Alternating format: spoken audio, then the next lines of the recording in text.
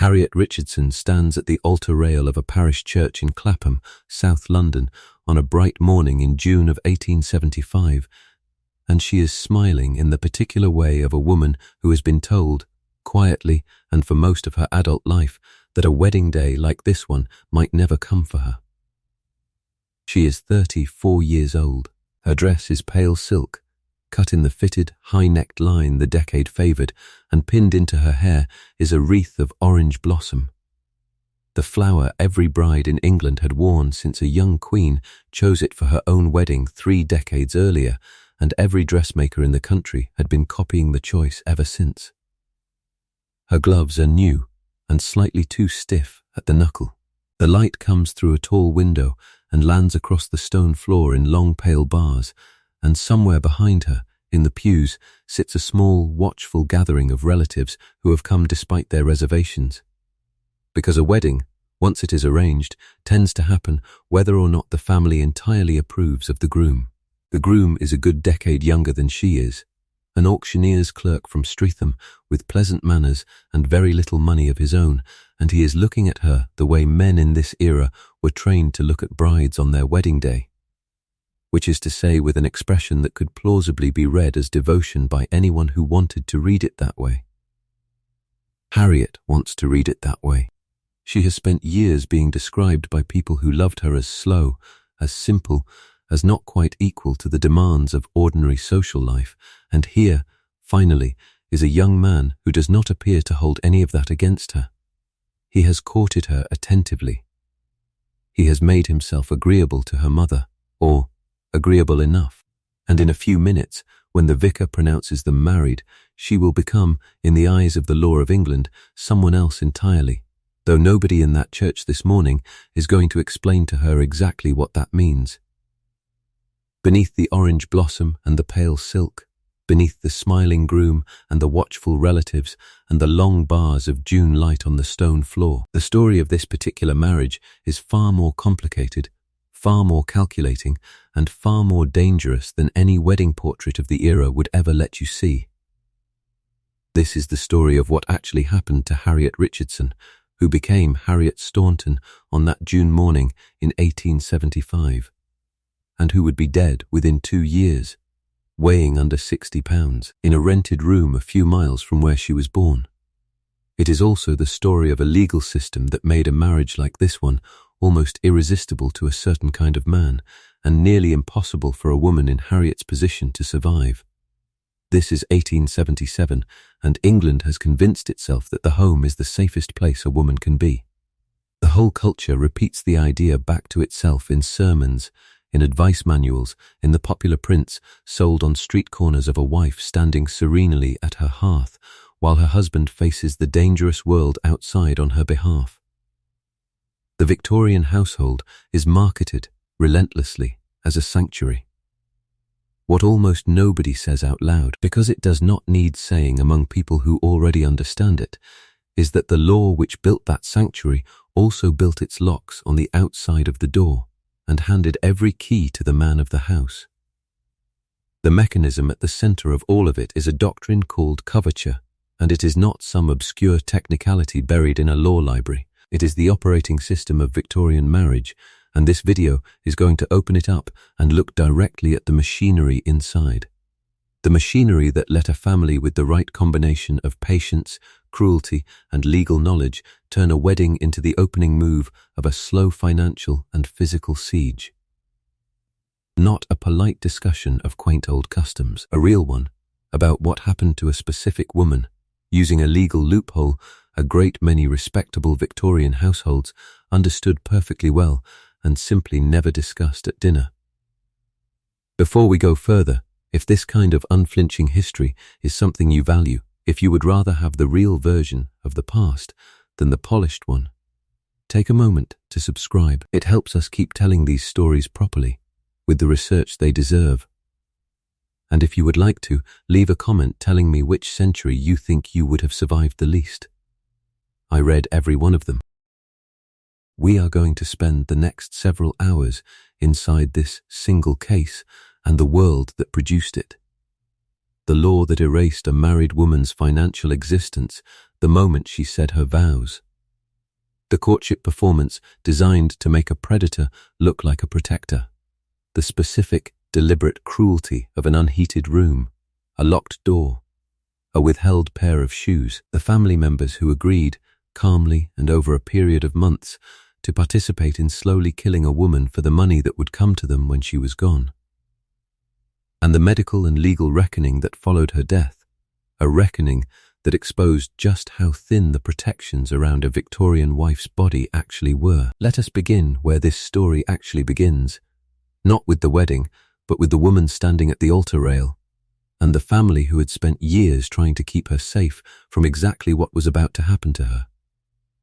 Her name, before she was anyone's wife, was Harriet Richardson, and she had grown up under a particular kind of watchfulness that her mother never fully explained to outsiders, because explaining it meant admitting something uncomfortable about her daughter's mind.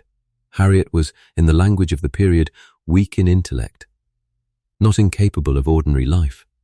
She could keep a household, follow a conversation, form attachments, and enjoy them. But she was slower than her sisters, more literal, more trusting, and more easily led than a family with money and a reputation to protect could entirely feel comfortable with. Her mother, Mrs. Butterfield, had watched over her for years with the specific anxiety of a woman who understood that a certain kind of gentleman finds precisely this combination: a good income and a compliant, trusting nature, considerably more attractive than any dowry alone could ever be. The income in question came from a great-aunt who had left Harriet a legacy of £5,000, a sum that in the England of the 1870s put her comfortably among the class of women whose marriages mattered to more people than themselves. £5,000 would be worth something in the range of £500,000 today, and to a young man of modest means and expensive tastes, it represented not merely comfort, but transformation, an entire different life bought in a single afternoon at a parish altar. Harriet did not think of herself this way. She thought of herself, reasonably enough, as a woman who had finally found someone willing to love her without reservation. Her mother thought of her, less romantically but more accurately, as a target, and had said so, which is one of the reasons the wedding took place with as little warning to the wider family as the couple could arrange.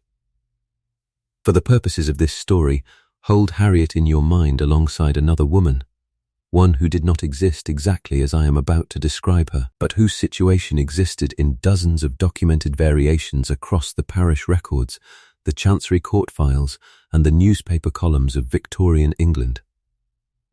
Call her Eleanor. Eleanor is 26, unmarried, and has recently come into a legacy from an uncle who made his money in the Manchester cotton trade. She lives with an aunt in a market town in the Midlands, plays the piano competently, reads novels her mother disapproves of, and has been told by every woman in her family that her fortune is the single most interesting thing about her to any man who comes calling. Eleanor is not simple-minded, not vulnerable in the specific way Harriet was. But she is unmarried, financially independent in a way very few women of the era were permitted to be, and entirely unprotected by any law that would let her keep that independence for one day past her wedding. Women like Eleanor and women like Harriet occupied the same trap from opposite directions. One was targeted because her judgment could be managed. The other would be targeted in 100 other households across the country simply because her money could be. What connected them was the law itself, indifferent to which kind of vulnerability a woman carried into her marriage, because the moment she crossed that threshold, both kinds amounted to the same legal condition. She had, in the phrase the courts themselves used without apparent embarrassment, ceased to exist as a separate person under the law. We will return to Eleanor and to the general shape of the trap throughout this account, because her situation is the pattern and Harriet's is the specific documented case that shows exactly how far that pattern could be pushed by people willing to push it. But it is Harriet's story, verified by trial transcripts, medical testimony, and newspaper reporting from the autumn of 1877, that this video is built around, because it happened, in exact and terrible detail, to a real woman whose name deserves to be spoken plainly rather than folded into a composite. Harriet Staunton married Louis Staunton in June of 1875. Within 2 years, she was dead. And the story of how that happened begins not in some isolated cottage in Kent, but in the ordinary, respectable machinery of English marriage law, which had been quietly making women like her disappear for centuries before anyone thought to write down exactly how. If you picture a Victorian courtship, you probably picture something fairly gentle. A young man calling at the house on a fixed afternoon, hat in hand, permitted perhaps 15 minutes of conversation under the supervision of an aunt embroidering by the window. Letters exchanged with excruciating formality. A walk in a public garden, always within sight of a chaperone, always ending before the light changed. It is a picture built almost entirely out of novels, and it is not wrong, exactly. It is simply incomplete, because it describes the choreography of courtship without describing what the choreography was actually for. The historian Judith Flanders, who has spent a career reconstructing the texture of Victorian domestic life from letters, account books, and household manuals rather than from fiction, has written at length about how thoroughly marriage in this period functioned as an economic transaction dressed in the language of feeling. A young woman's fortune, her connections, and her prospects were discussed by her family in terms that would not sound out of place in a business negotiation, because, in every practical sense, that is exactly what a marriage settlement was. What made the system dangerous was not that everyone involved understood this. Everyone did, at every level of society. What made it dangerous was that the courtship itself was performed as though none of it were happening, a polite fiction both sides agreed to maintain even while calculating, with real precision, exactly what the other person was worth. For a woman with money and few defenses, whether that meant a mind the world judged too trusting, or simply a family too distant or too distracted to properly vet a suitor, the performance of courtship became a weapon rather than a ritual. A young man with limited prospects and reasonable manners did not need charm in the theatrical sense. He needed patience, a plausible occupation, and the ability to make himself agreeable to whichever relative controlled access to the young woman in question. Manuals of etiquette from the period, with titles like The Habits of Good Society, spent entire chapters instructing young men on precisely this kind of self-presentation. How to speak to a mother. How to seem steady. How to avoid any topic that might raise a doubt before the ring was on the finger. None of it was illegal. Most of it was not even considered dishonest in the way the era defined dishonesty. It was simply how a certain kind of man got what he wanted, and the entire social apparatus of chaperones, calling cards, and closely supervised walks did almost nothing to stop him. Because it had never been designed to detect calculation. It had been designed to prevent physical impropriety, and a man who never so much as held a woman's hand before the wedding could still be, in every way that mattered, robbing her blind. Louis Staunton, an auctioneer's clerk of no particular fortune and no particular prospects, courted Harriet Richardson with exactly this kind of patient, unremarkable attentiveness. He was, by every surviving account, pleasant company. He called when he was expected to call. He made the appropriate impression on the family members who needed impressing, or impressed enough of them, since Harriet's mother remained unconvinced to the end and made her objections known, loudly enough that the wedding went forward with a smaller and more hurried guest list than a woman of Harriet's standing might otherwise have had. What court records and newspaper reporting from the period do not preserve, because courtship of this ordinary kind rarely left a paper trail, is the exact texture of what passed between them in the months before the wedding. What the record does preserve, with complete clarity, is the outcome. A woman with £5,000 to her name married a man with almost nothing against her mother's express wishes, and did so quickly enough that whatever caution her family might have mustered never had time to take hold. This is where Eleanor, our composite Midlands heiress, becomes useful again, because her situation illustrates how little any of this depended on a particular villain's individual talent for deception. Picture a young solicitor's clerk calling on Eleanor's aunt 3 afternoons a week for 4 months, always punctual, always agreeable about the weather, always careful never to mention money at all. Which was itself the tell, since a truly disinterested suitor in this period would have discussed the marriage settlement with her family as a matter of course. The clerk who never brings it up is not being delicate. He is waiting for the aunt to raise it first, so that whatever arrangement follows can be framed, later, as her idea rather than his. Multiply Eleanor by the hundreds of similar courtships documented in chancery suits, breach of promise cases, and the gossip columns of provincial newspapers, and a clear pattern emerges. The Victorian marriage market had a name for men like this, even while it pretended not to notice them operating in its own drawing rooms.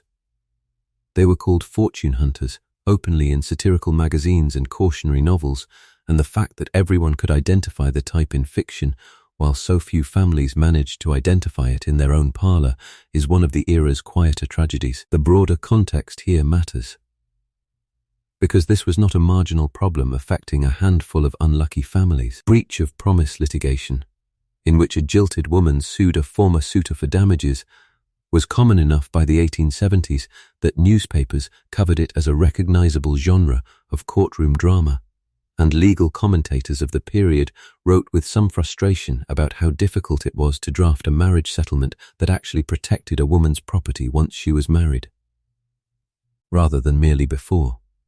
Families with real legal sophistication hired solicitors to draw up trusts that kept a daughter's fortune technically separate from her husband's control. Families without that sophistication, or families dealing with a daughter whose own judgment was already a source of anxiety, frequently did not. And it was precisely those families that a patient, calculating suitor learned to identify and pursue.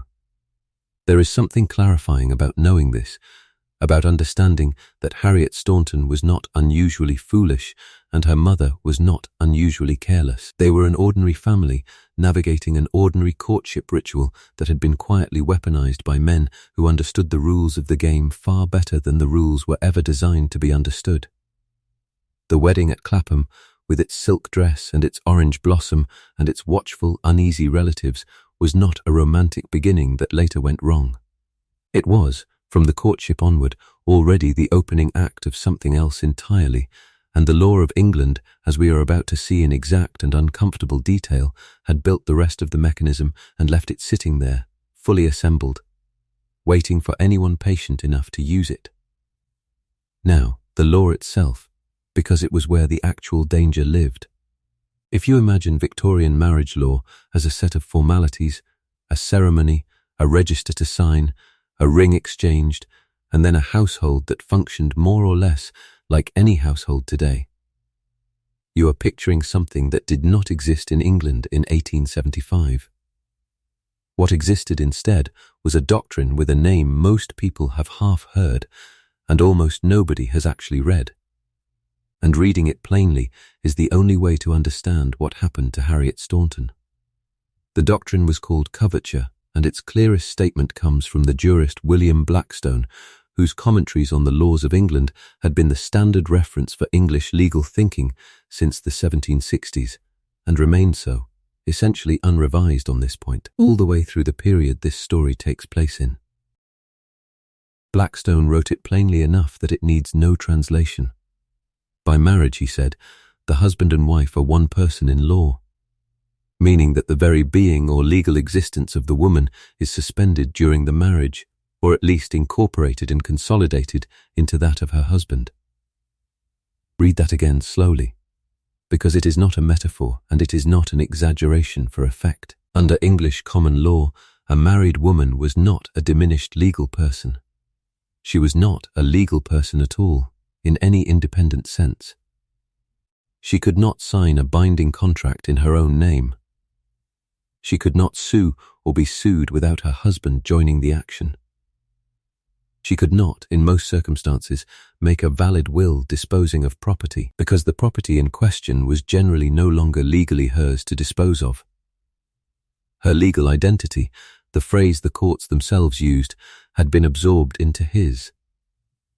Property followed the same logic, and this is the part that mattered most for a woman like Harriet. Any personal property a woman brought into a marriage, cash, investments, an inheritance sitting in the funds, became her husband's outright the moment the marriage was solemnized, not held in trust for her, not managed on her behalf with an obligation to account for it. His, in the plain sense of ownership, to spend, invest, gamble, or give away exactly as he pleased, with no legal requirement that he consult her, inform her, or leave her a single shilling of it. There were narrow exceptions built up over centuries of chancery court practice. Most importantly, the marriage settlement, a legal instrument that a bride's family could arrange before the wedding to place her property in a trust for her separate use, protected from her husband's creditors and his control alike. Families with lawyers and foresight used settlements routinely. A great many families did not, either because they lacked the legal sophistication, lacked the funds to pay a solicitor to draft one, or simply never imagined they needed one, because the young man courting their daughter seemed perfectly respectable, and nobody wants to insult a future son-in-law by treating him, on his wedding day, as a suspected thief. There had been one piece of reform by the time Harriet married in 1875. The Married Women's Property Act of 1870 had given wives the right to keep their own wages if they earned any, and to inherit certain limited sums, generally small legacies and modest personal property, in their own name, rather than having them absorbed automatically into their husband's estate. It was a genuine, hard-won change, and reformers had fought for it for years against fierce resistance. But it was also a narrow one. A large lump sum inheritance of the kind Harriet had received from her great-aunt, £5,000, settled outright rather than trickling in as wages or small gifts, fell largely outside the Act's limited protections unless a specific settlement had been arranged to shelter it. The comprehensive reform that would finally treat a married woman's property as fully and permanently her own, regardless of its size or source, did not arrive until the Married Women's Property Act of 1882, 7 years after Harriet's wedding and 5 years after her death. In 1875, in the eyes of the law that governed her marriage, Harriet Staunton's fortune became, for all practical purposes, Louis Staunton's fortune the moment the vicar pronounced them husband and wife. For Harriet specifically, this meant that whatever caution her mother had tried to exercise on her behalf ended the instant the ceremony concluded. There is no evidence a marriage settlement was arranged to protect her legacy, and every subsequent development in the case is consistent with a young husband who understood, correctly, that he now controlled the entire £5,000 with no legal obligation to spend a penny of it on his wife's comfort, her clothing, her food, or her medical care. He was not required to account for how he used her money. He was not required to explain his decisions to anyone. He had married a woman whose own family had recognized her vulnerability for years and had still, in the end, been unable to build a legal wall around her fortune strong enough to survive a wedding. Picture Eleanor again, our composite Midlands heiress, standing at her own altar a year or two later, and understand that her situation was, in the strict letter of the law, no different from Harriet's, regardless of how sharp her own judgment happened to be. Eleanor's intelligence, her wariness, her capacity to read a suitor's character accurately, none of it mattered once she signed the register, because none of it was the thing the law was protecting. The law protected property through settlements drafted by solicitors, negotiated by families, executed before the wedding took place. It did not protect a woman through her own good sense, because it did not, in any meaningful legal way, regard a married woman as a person whose sense needed protecting. Her husband's judgment had simply replaced her own, as a matter of legal fact. Legal historians studying the Married Women's Property Acts have described this earlier regime quite precisely as a system in which marriage functioned as a form of civil death for a woman's independent economic existence, and the phrase is not editorializing. It is the closest plain description of what the statute books actually said. The reformers who fought through the 1870s and into the 1880s to change this were not arguing against some minor inconvenience. They were arguing against a legal architecture that made a woman's fortune on her wedding day indistinguishable from an unlocked safe left in a room with the one man in England legally entitled to empty it without asking. This is not a detail most people know, and it changes the picture entirely. A Victorian wedding was not simply a romantic or religious milestone. For a woman with money and no settlement in place, it was the single moment at which every legal protection she had ever possessed over her own property, her own contracts, and in significant respects her own body ceased to exist, replaced by the discretion of a man she had known, in Harriet's case, for something under a year. The orange blossom and the pale silk dress were real. So was the vanishing act the law performed underneath them, quietly, without ceremony, the instant the register was signed. Which brings us to a question almost nobody asks when they picture Victorian domestic cruelty, because most people picture it as a private failing, one bad husband behaving badly behind his own front door. What the Staunton case demonstrates, in exact and documented detail, is that a marriage like Harriet's rarely stayed contained within a single household. It expanded, deliberately, into a network, and the network is where the real danger of coverture became visible. Lewis Staunton had a brother named Patrick, and Patrick had a wife named Elizabeth, and Elizabeth had a younger sister named Alice Rhodes. In the ordinary run of Victorian family life, this is simply a family tree, the unremarkable web of siblings and in-laws that surrounded every household of the period. In the Staunton household, it became something closer to an operating structure. Patrick and Elizabeth lived nearby, in a house the family called Little Grays, close to the village of Courtship in Kent, and Alice Rhodes moved between the two households with the easy familiarity of a young unmarried woman whose sister had married into the family. She was little more than a girl when she was first drawn into the Stauntons' orbit, and over the following 2 years, as Harriet's marriage curdled from disappointment into something considerably darker, Alice Rhodes became Louis's mistress, openly enough that by the time of the events that made the family notorious, nobody involved seems to have made much effort to hide it. Harriet, meanwhile, became pregnant within the first year of the marriage and gave birth to a son, Thomas Henry Staunton, sometime in 1876.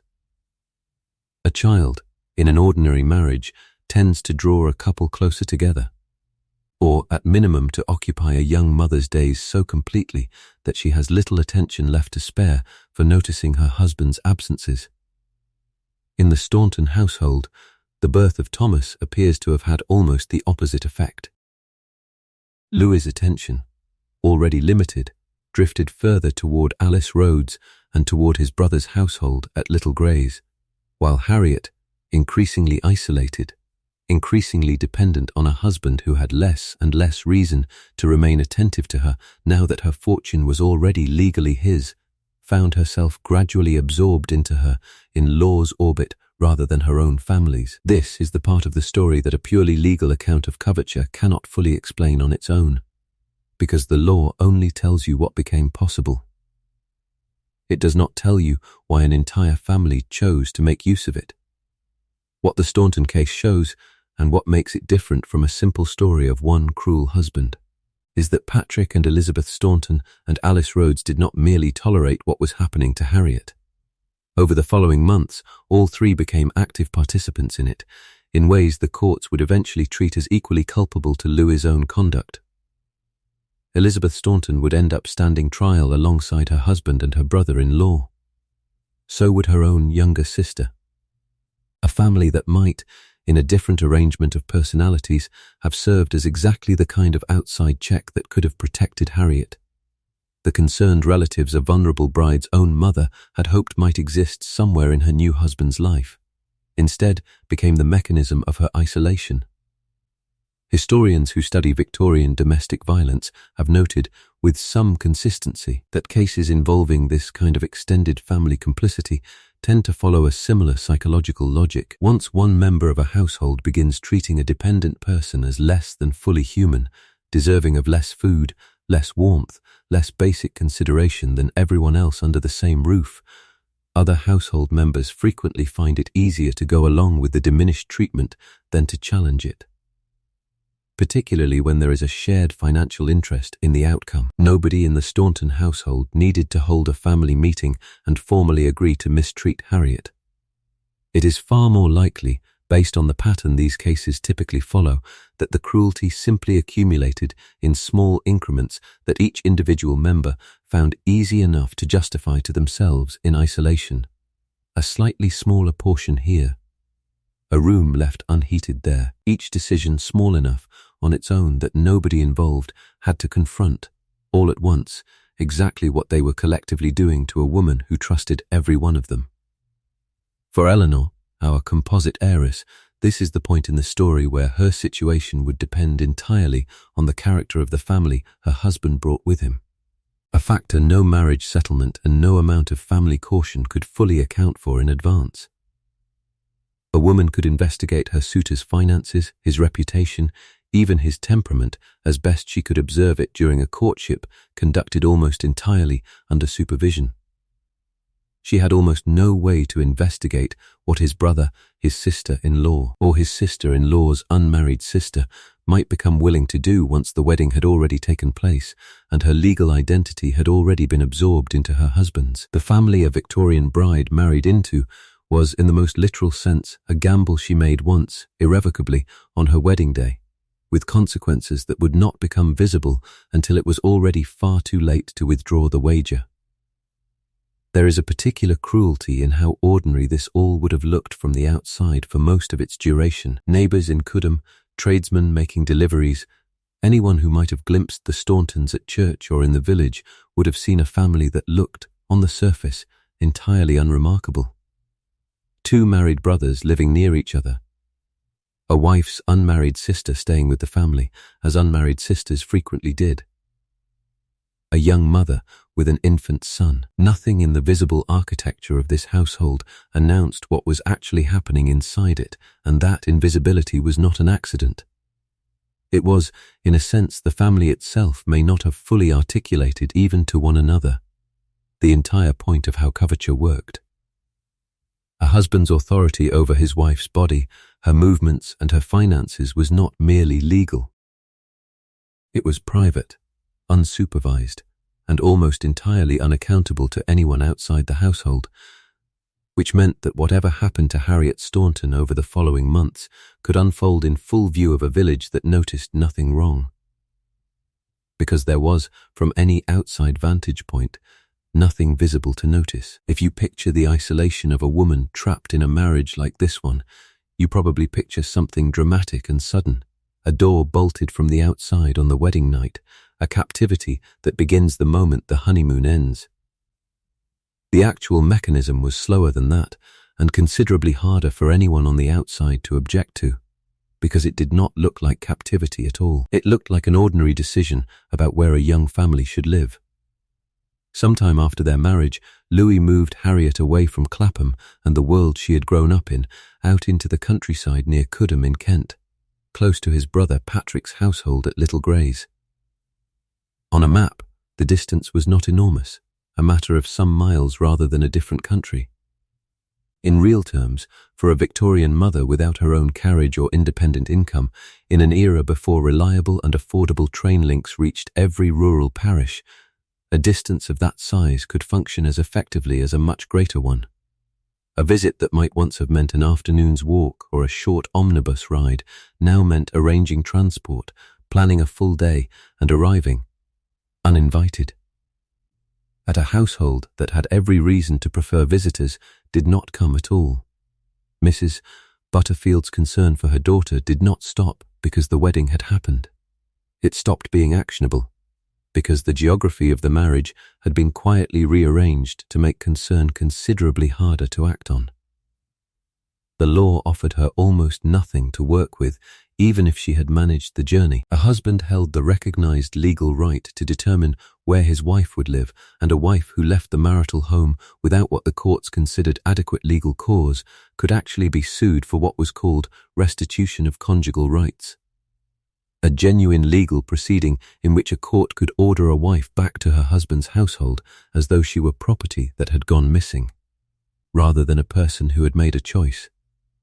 The doctrine cut only one direction in practice.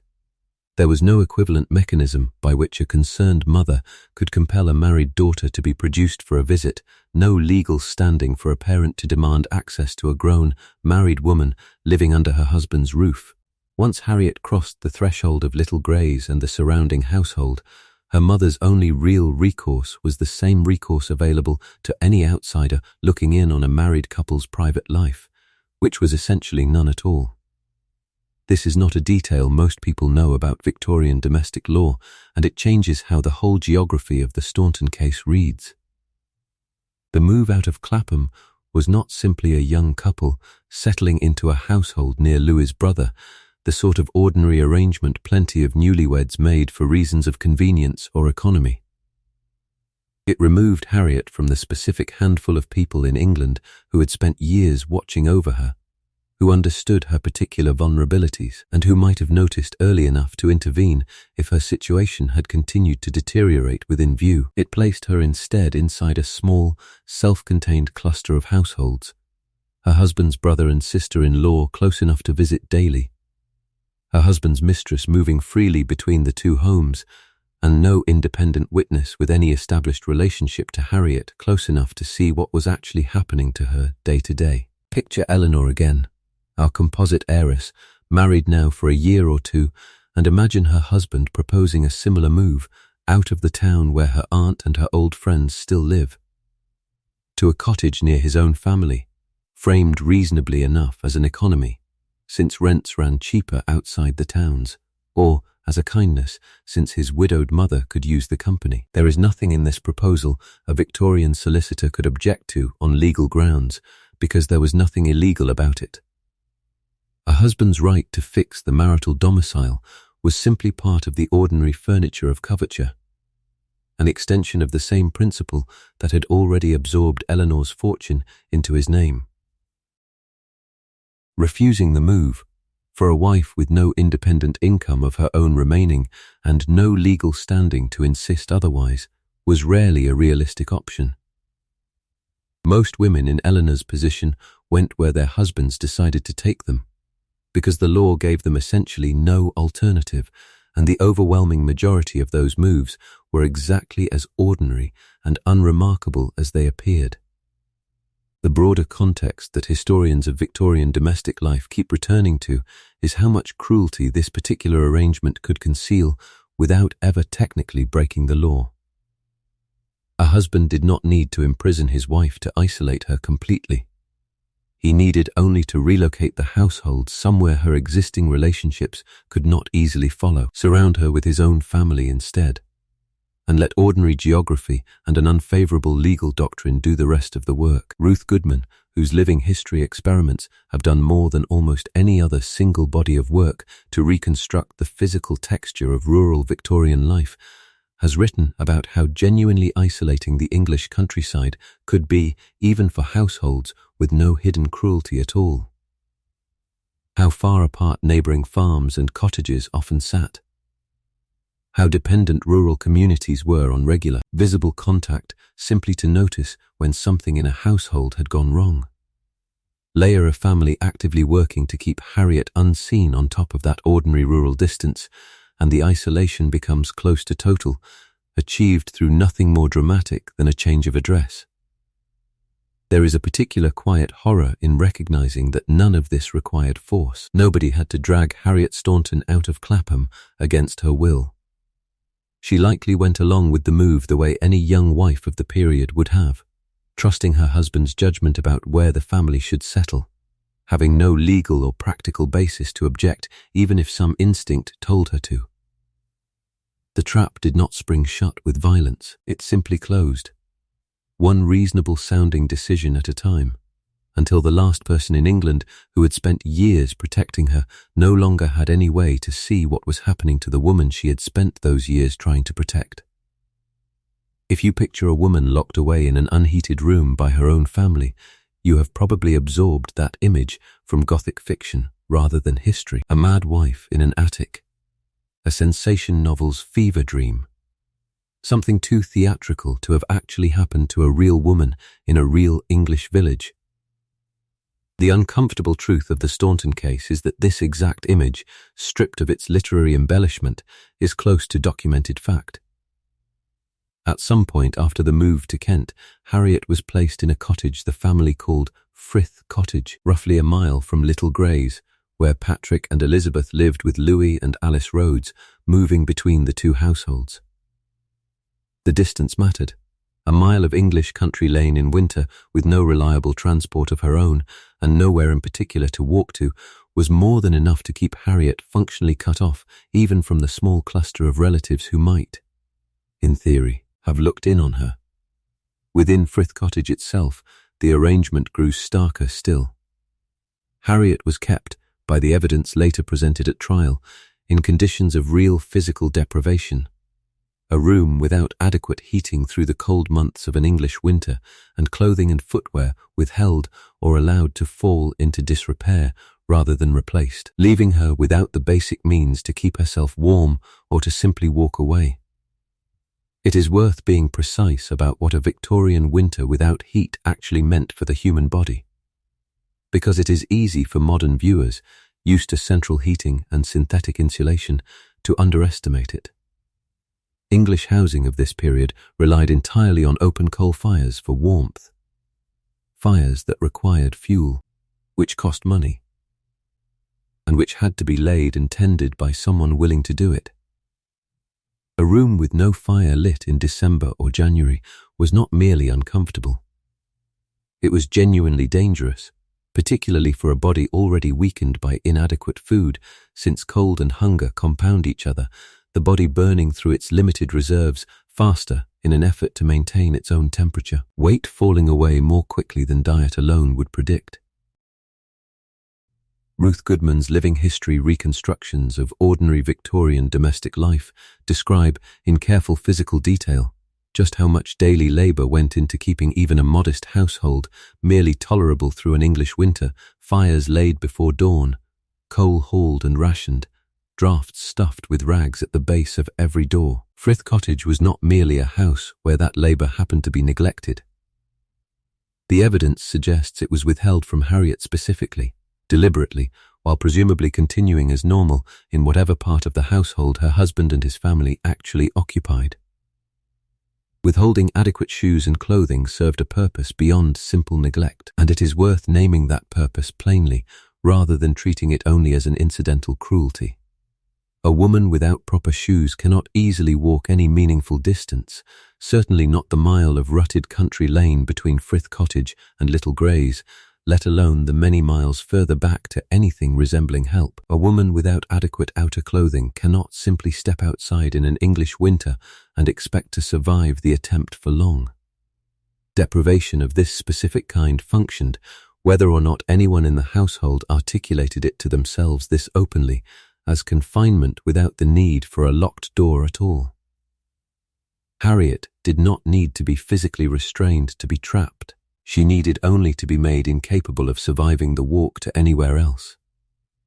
For Eleanor, our composite heiress, this is the point in the pattern where the general shape of Victorian domestic control becomes something closer to a documented method. Historians who study coercive control in historical domestic abuse cases, working backward from surviving court records and workhouse infirmary reports rather than forward from assumption, have noted how consistently deprivation of outdoor clothing and footwear appears as a control mechanism specifically in cases where a woman's isolation was already advanced. It required no violence a neighbour might overhear. It left no obvious mark a casual visitor, had one come, would necessarily have noticed at a glance, since a woman indoors in her own home, dressed in whatever clothing remained serviceable, does not immediately read as a captive to someone standing in her parlour for 10 minutes. The cruelty was engineered, whether by calculation or by the accumulated small decisions of several people each telling themselves it was someone else's responsibility to intervene, to remain almost entirely invisible to anyone who was not living inside it. What court testimony later established was that this was not a brief episode, a difficult month during a harsh winter that the family failed to address quickly enough. It extended over a considerable stretch of time, long enough for its physical effects to accumulate into the kind of extreme bodily deterioration that would eventually draw medical and legal scrutiny after Harriet's death. A body can survive real cold and real hunger for a surprisingly long time before it fails completely, which is precisely what makes this kind of slow deprivation so difficult to detect from the outside and so devastating to endure from within. There was no single dramatic night of crisis for a neighbor to notice and report. There was only a long accumulation of ordinary days, each one slightly colder and slightly emptier than comfort required, stretching out for months inside a small cottage a mile from the nearest relative who might have cared enough to ask why. There is something almost unbearably plain about the mechanics of it, once you see them clearly. There was no dungeon and no manacles involved anywhere in this. Only an unheated room, a missing pair of shoes, and a legal system that had already told everyone involved, quite explicitly, that what happened inside a husband's household was no one else's business to inquire into. Which brings us to the question the trial itself would eventually turn on, the one thing every other detail in this case was ultimately building toward. Because cold and isolation alone, however cruel, do not typically kill a grown woman within the space of a year or two. What killed Harriet Staunton was hunger, applied steadily and over time, and it is worth understanding exactly how that kind of deprivation actually works on a human body. Because the mechanism is slower and in some ways more disturbing than a single dramatic act of violence would have been. Starvation, in the clinical sense, does not arrive all at once. A body denied adequate food does not simply weaken uniformly and then stop. It begins consuming itself in a specific, well-documented order, burning through stored fat first, then breaking down muscle tissue for fuel, including, eventually, the muscle of the heart itself. Cognitive function deteriorates alongside the physical decline, not because the mind is somehow separate from this process, but because the brain, like every other organ, depends on the fuel the rest of the body is being denied.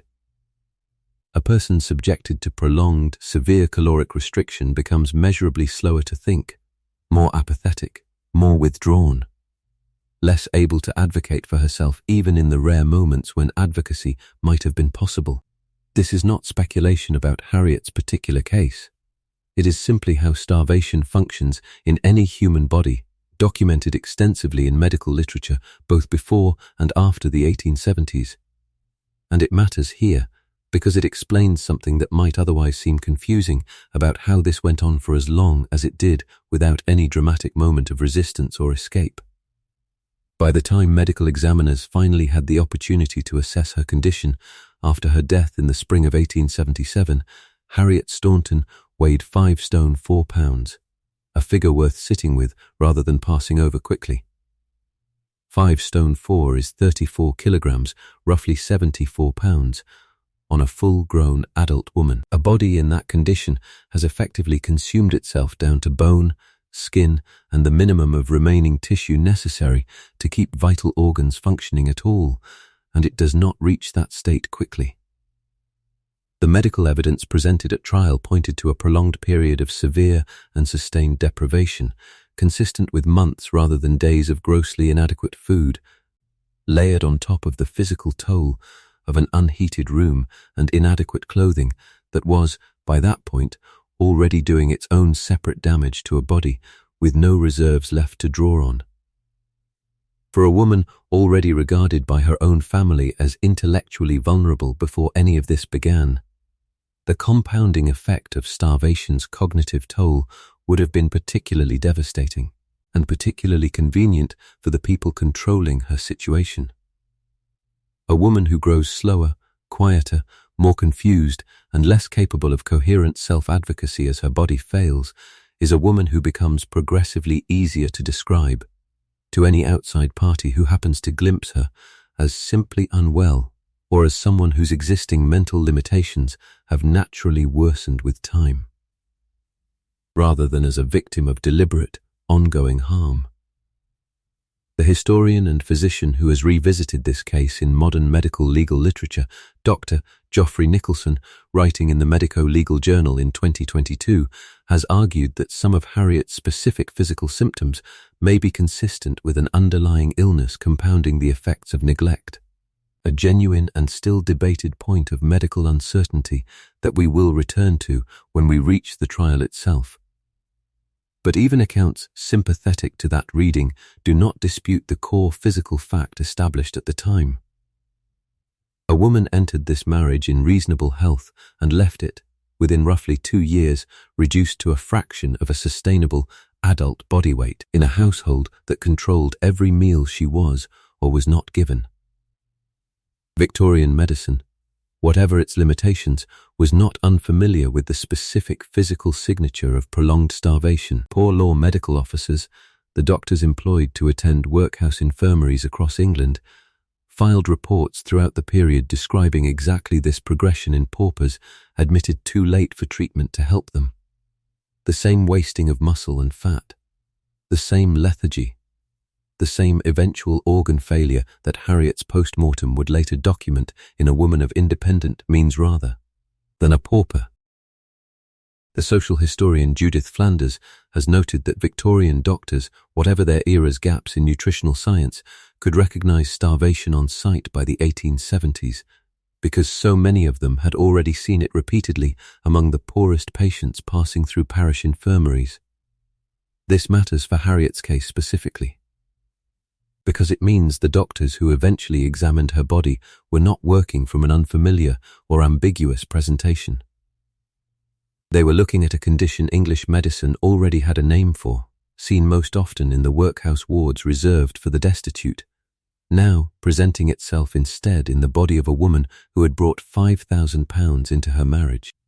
Picture Eleanor again, our composite heiress, and understand that what made this method of harm so difficult for outsiders to interrupt was precisely its slowness.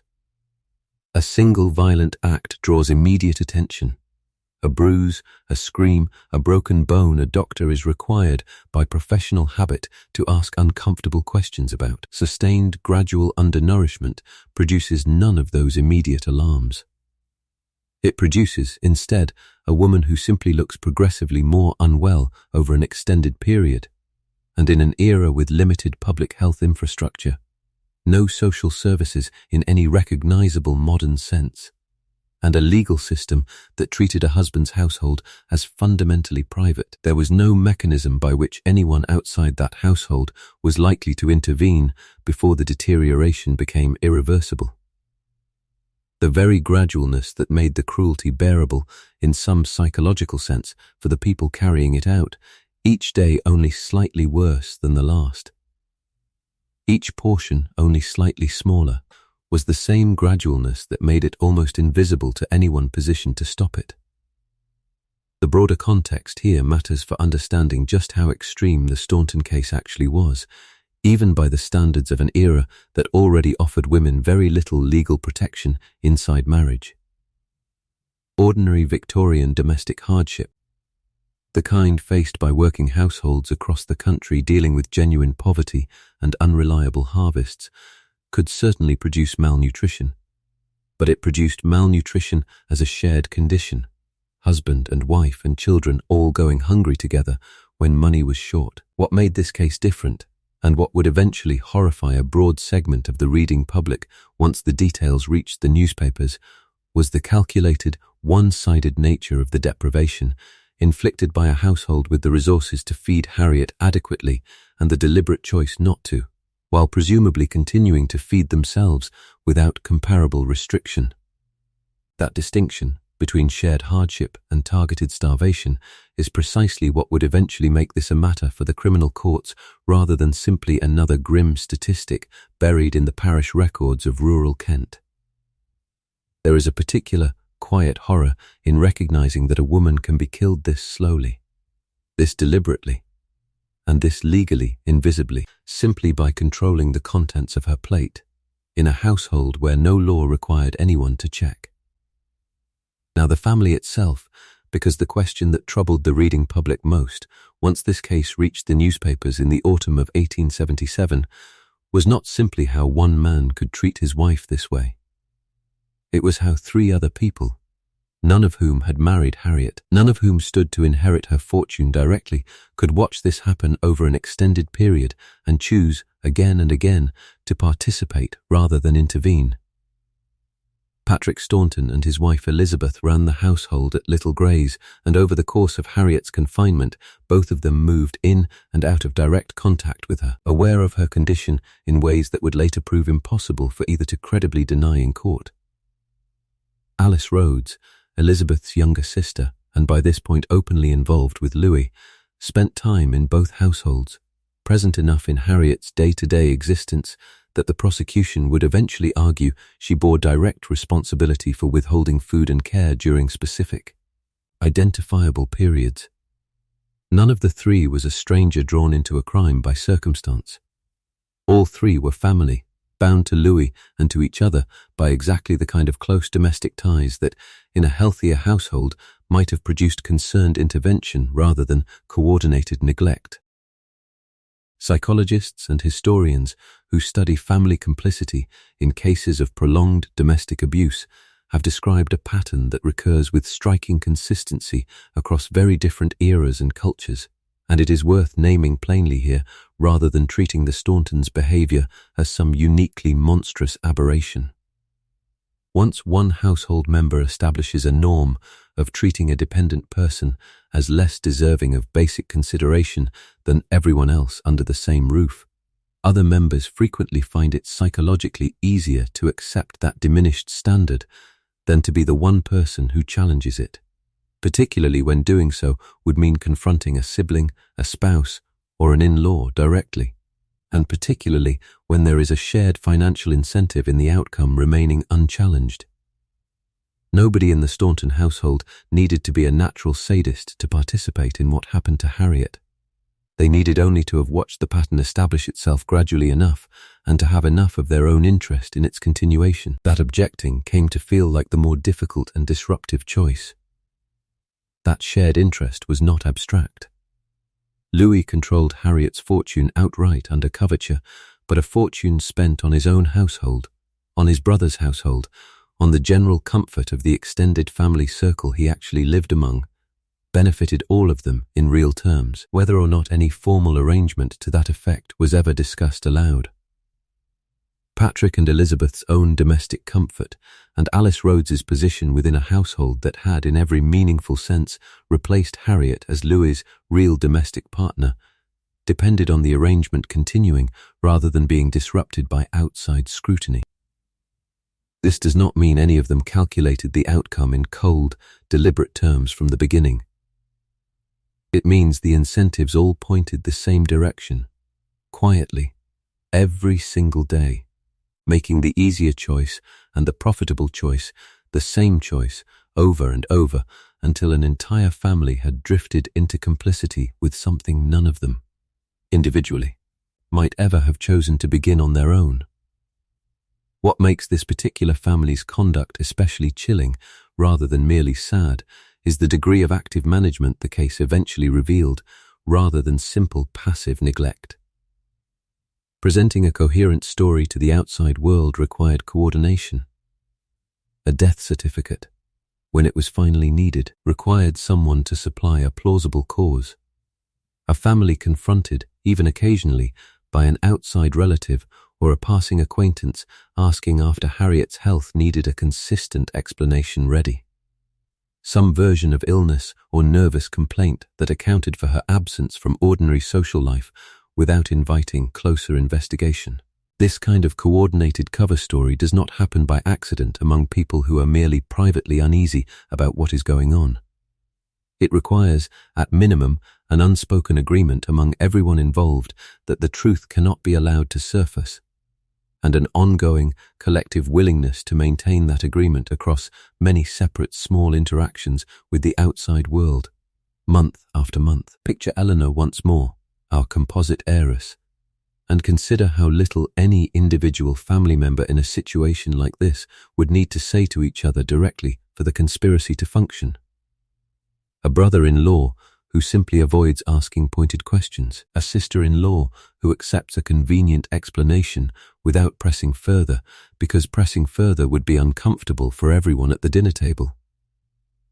A young woman drawn into a comfortable domestic arrangement who finds it easier not to think too hard about the other woman whose money is quietly paying for it. None of these choices, examined in isolation, looks like murder. Together, sustained over months, they add up to exactly that. And the law of the period, built almost entirely around protecting the privacy of the marital household from outside interference, offered no mechanism by which anyone standing outside that closed family circle could have forced the question open before it was too late. There is something worth sitting with in the fact that all four of the people eventually tried for Harriet's death were, in some sense, ordinary, not strangers with criminal histories, not figures the village would have flagged in advance as dangerous. A husband, his brother's wife, and his brother's wife's younger sister. Four people who had simply found in each other exactly the right combination of shared interest and mutual silence to let something terrible happen gradually enough that none of them ever had to be the one who started it. This is where the story stops being a slow accumulation of small cruelties and becomes, in the space of a single week, something the law would eventually have no choice but to call murder. By the spring of 1877, both Harriet and her infant son Thomas were in a state of physical collapse that even a household determined to keep the outside world at a distance could no longer entirely manage on its own. On the 8th of April, the child was taken to Guy's Hospital in London, admitted, according to the evidence later reviewed, under a false name rather than his own. A detail that speaks for itself about what the family already understood regarding how his condition would look to a doctor asking straightforward questions. Thomas died that same day, a 1-year-old boy whose body showed the hospital staff clear signs of malnutrition and neglect that no explanation involving ordinary childhood illness could adequately account for. 5 days later, on the 13th of April, Harriet herself was dead. But the manner of her final days deserves to be described exactly as witnesses described it at trial, because it is one of the most damning pieces of evidence in the entire case. On the 12th of April, the day before she died, Harriet was moved from the household in Kent to a rented room at 34 Forbes Road in Penge, transported in an open wagonette, an uncovered horse-drawn cart entirely exposed to the weather, on a journey that took her through Bromley railway station in full public view. Witnesses who saw her that day, ordinary strangers with no connection to the family and no reason to lie, later testified that she appeared skeletal, unable to sit upright or stand on her own, and audibly groaning in distress as the cart carried her through a public railway station in the middle of an ordinary spring afternoon. Sit with that image for a moment, because it says something crucial about the final stage of this case that the earlier chapters of quiet, invisible cruelty could not. For months, the family's control over Harriet had depended on keeping her hidden.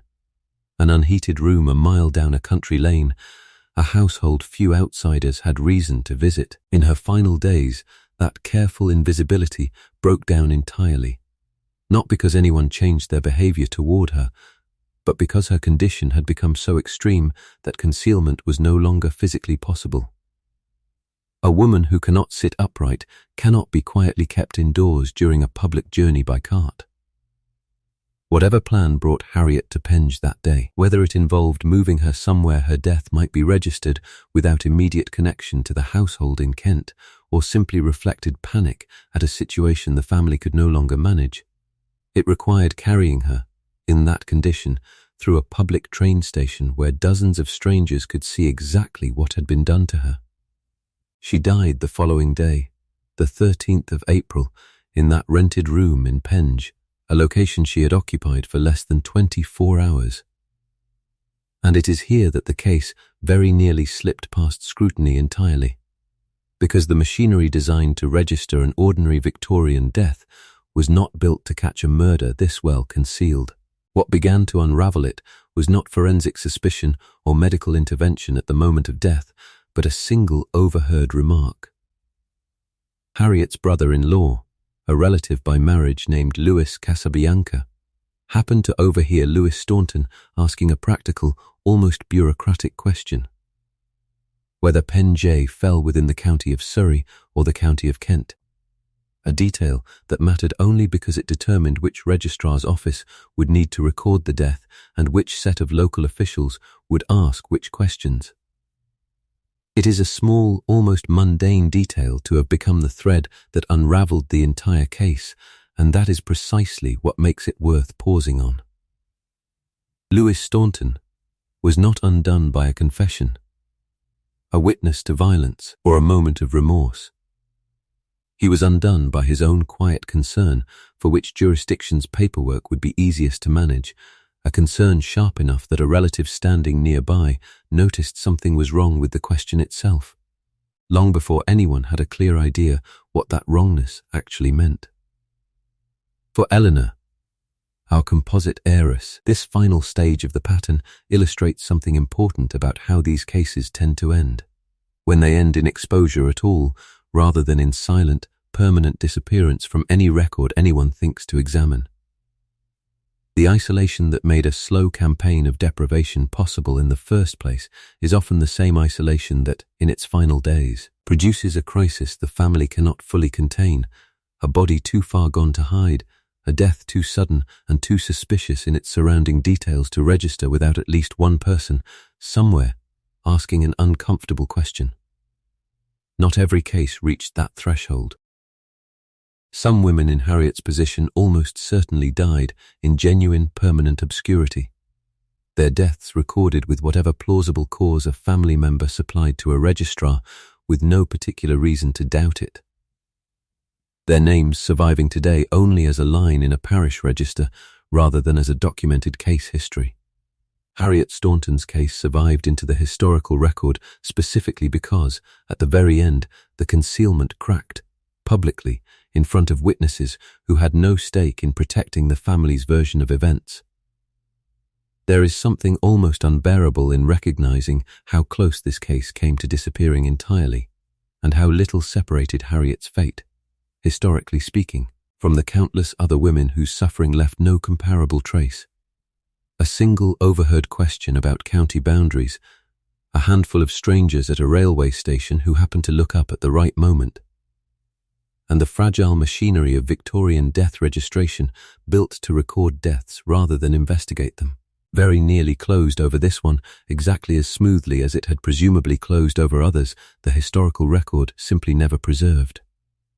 Now, the examination itself, because this is the point in the story where the private, invisible cruelty of the previous 2 years finally became a matter of undeniable physical evidence, laid out on a table for doctors who had no personal stake in protecting the Staunton family's version of events.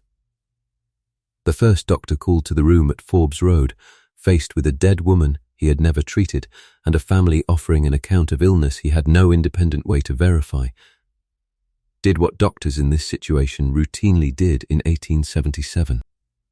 He recorded a cause of death consistent with the story he was given, some form of cerebral disease, a phrase vague enough to cover a range of natural conditions and specific enough to satisfy a registrar with no reason yet to ask further questions.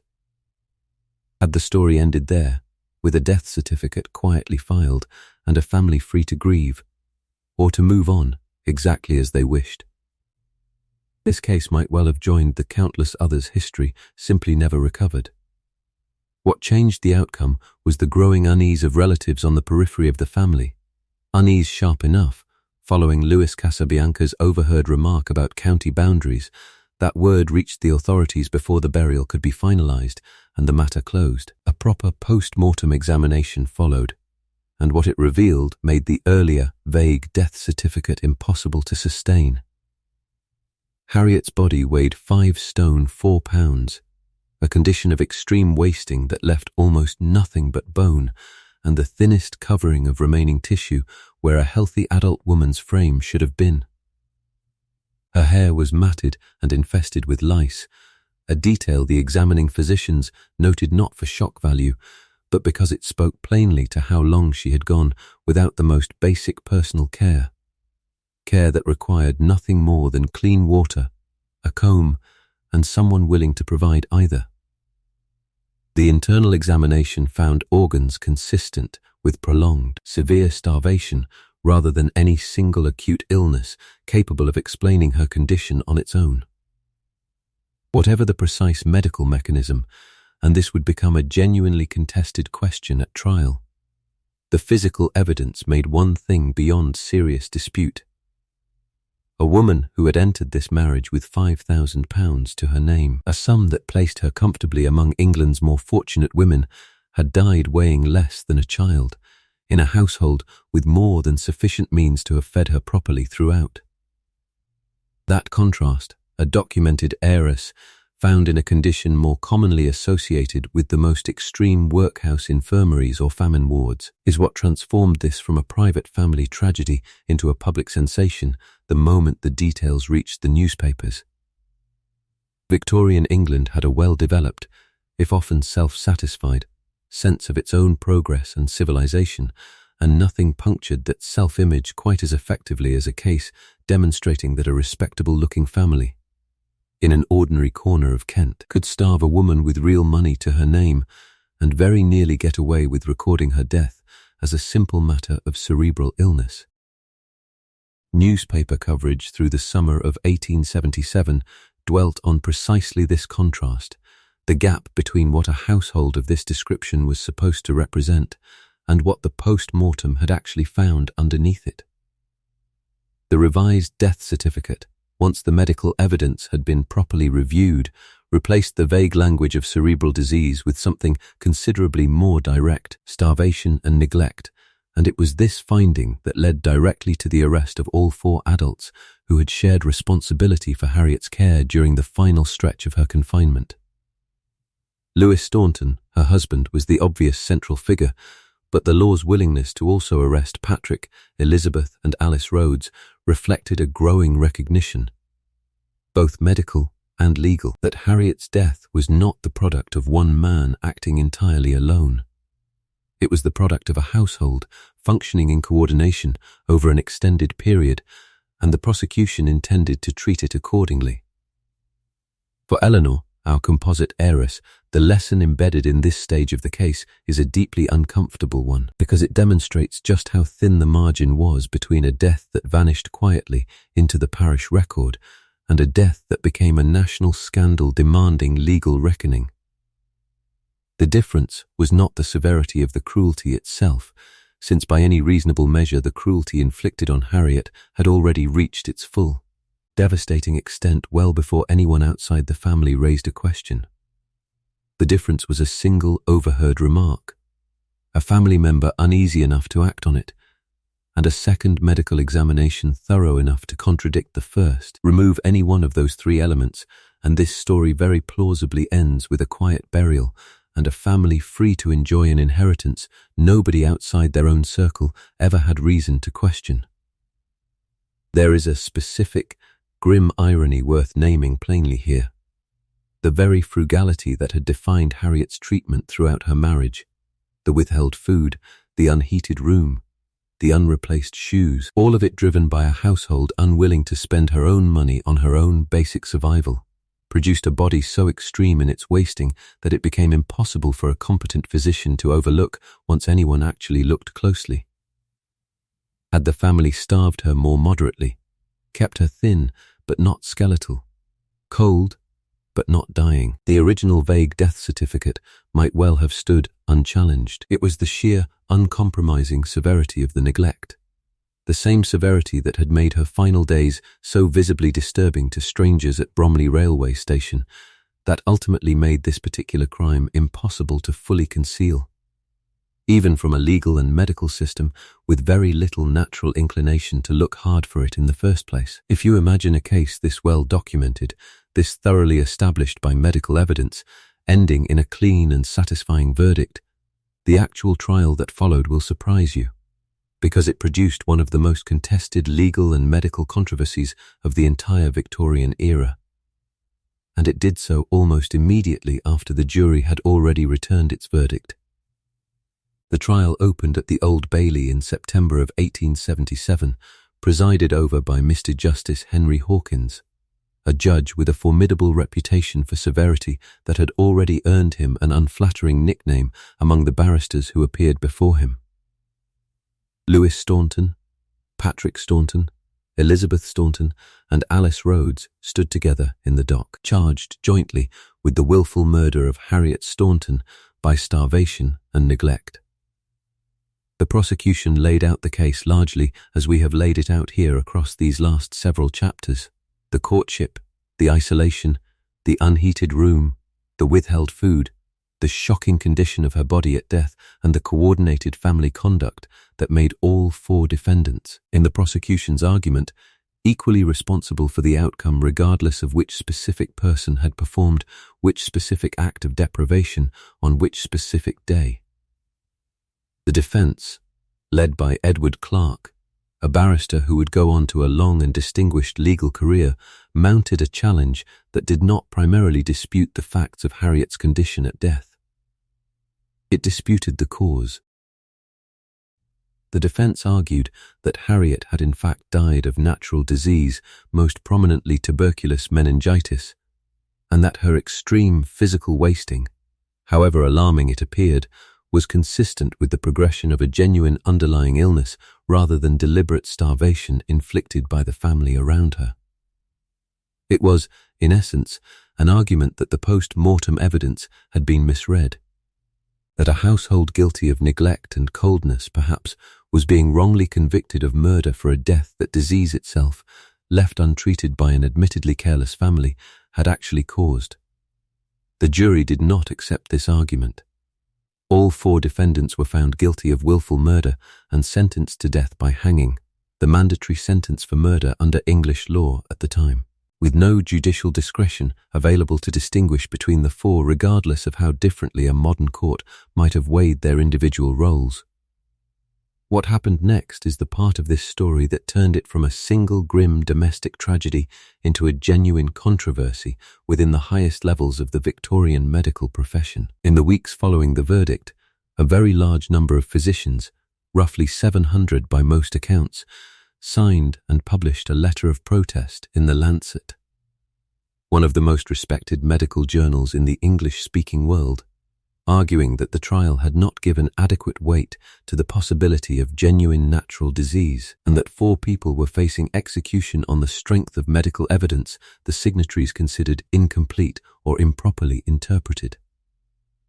This was not a fringe objection from doctors with a grudge against the court. It represented a substantial portion of the organized medical establishment publicly declaring, through the most respected professional channel available to them, that they were not convinced the medical case for murder had been proven beyond reasonable doubt. The controversy reached the Home Secretary, R.A. Cross, who held, under the law as it then stood, essentially the only mechanism available for reconsidering a criminal conviction in England.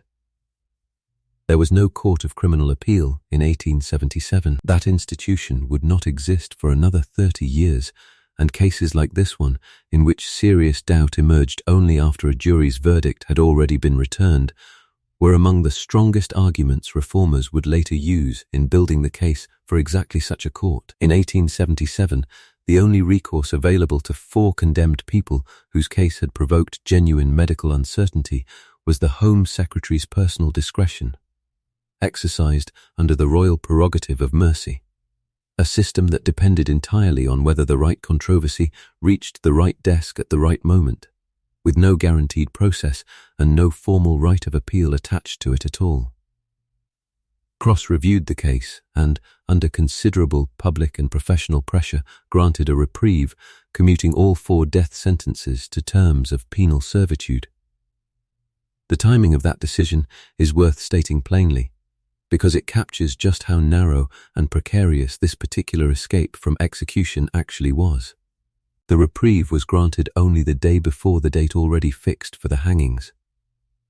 4 people spent what they had every reason to believe were their final days on earth before word arrived that they would not, after all, be executed, a margin of literally 1 day between the machinery of Victorian capital punishment completing its work and the medical controversy successfully interrupting it. The outcomes for each of the 4 defendants diverged sharply from that point forward, and the divergence itself tells its own story about where the evidence against each of them had actually been strongest. Alice Rhodes, against whom the prosecution's evidence had always rested more on her presence in the household and her relationship with Louis than on any specific, provable act of deprivation carried out with her own hands, was released almost immediately following the reprieve, the authorities apparently concluding that whatever moral culpability attached to her conduct, the case for treating her as a murderer rather than merely an unfaithful and complicit bystander had never been solid enough to sustain. Patrick Staunton, sentenced to penal servitude alongside his brother and sister-in-law, died in prison before completing his term. Elizabeth Staunton served roughly 6 years before her release in 1883. Louis Staunton, the husband whose courtship had opened this entire story and whose legal control over Harriet's fortune had made the whole arrangement possible in the first place, served the longest term of the group, released in 1897, 2 full decades after Harriet's death, and emigrated to Australia not long afterward, leaving England, and the fortune that had once belonged to a trusting woman named Harriet Richardson permanently behind him. The medical question at the center of the case, whether Harriet died purely of deliberate starvation or of some genuine underlying disease compounded by neglect, has never been fully settled, even now. As recently as 2022, the physician and medical historian Geoffrey Nicholson revisited the surviving evidence in the Medico-Legal Journal and argued that Harriet's specific pattern of symptoms may be more consistent with tuberculous Addison's disease, a genuine and serious endocrine condition, than with the simple meningitis the original defense had claimed. Or with starvation alone, as the prosecution had argued. It is a serious, evidence-based reappraisal, and it deserves to be taken seriously rather than dismissed, and it does not, in itself, erase the other undisputed facts this case established beyond any reasonable historical doubt. Harriet was isolated from her family. She was kept in an unheated room without adequate clothing. She was denied sufficient food for a prolonged period, regardless of whatever underlying illness may also have been present and worsening her condition further. And she died in a household that had every financial incentive under English law to see her fortune pass fully into her husband's hands, and no legal obligation whatsoever to spend a single penny of that fortune on keeping her alive. Whatever the precise medical truth of Harriet's final illness, the case exposed something the medical debate itself could never resolve, because it was never really a medical question in the first place. It exposed a legal system in which a woman's survival inside her own marriage depended almost entirely on her husband's voluntary decency, with no meaningful outside check to enforce it, and a household that had shown, across 2 documented years, exactly how far a family willing to exploit that absence of oversight could actually go. Now, the wider view, because a single case, however well documented, only matters as history if it tells you something true about the world that produced it. And the Staunton case sat at the center of a legal and cultural machine considerably larger than one household in Kent. Parliament had already been arguing about the protections of married women's property for more than a decade before Harriet's wedding, and the debates leading up to both the 1870 Act and its far more comprehensive successor in 1882 were full of exactly this kind of case. Women whose fortunes had vanished into a husband's control the moment they married, sometimes spent on the husband's own comfort, sometimes on debts he had accumulated before the wedding and simply transferred onto his wife's money once he had legal access to it. Reformers pushing for the 1882 Act, which would finally allow a married woman to own property in her own right regardless of its size or source, cited case after case of exactly this pattern in parliamentary debate. women reduced to poverty, or worse, by husbands who had married them primarily for what coverture would hand over. The Staunton case did not create this argument. It arrived in the middle of a reform movement that had already been building for years, and what it did was give that argument a face, a name, and a body weighing 5 stone 4 pounds that the entire reading public could not easily look away from. This matters because it is tempting, looking back from the comfort of a later century, to imagine that a case this shocking must have single-handedly changed the law, a clean and satisfying story of outrage producing reform. The actual history is messier and, in its own way, more honest about how legal change tends to happen. The Married Women's Property Act of 1882 passed 5 years after Harriet's death, the product of a reform coalition that had been building support in Parliament since well before her wedding, drawing on decades of legal argument, petition campaigns, and earlier partial victories like the 1870 Act.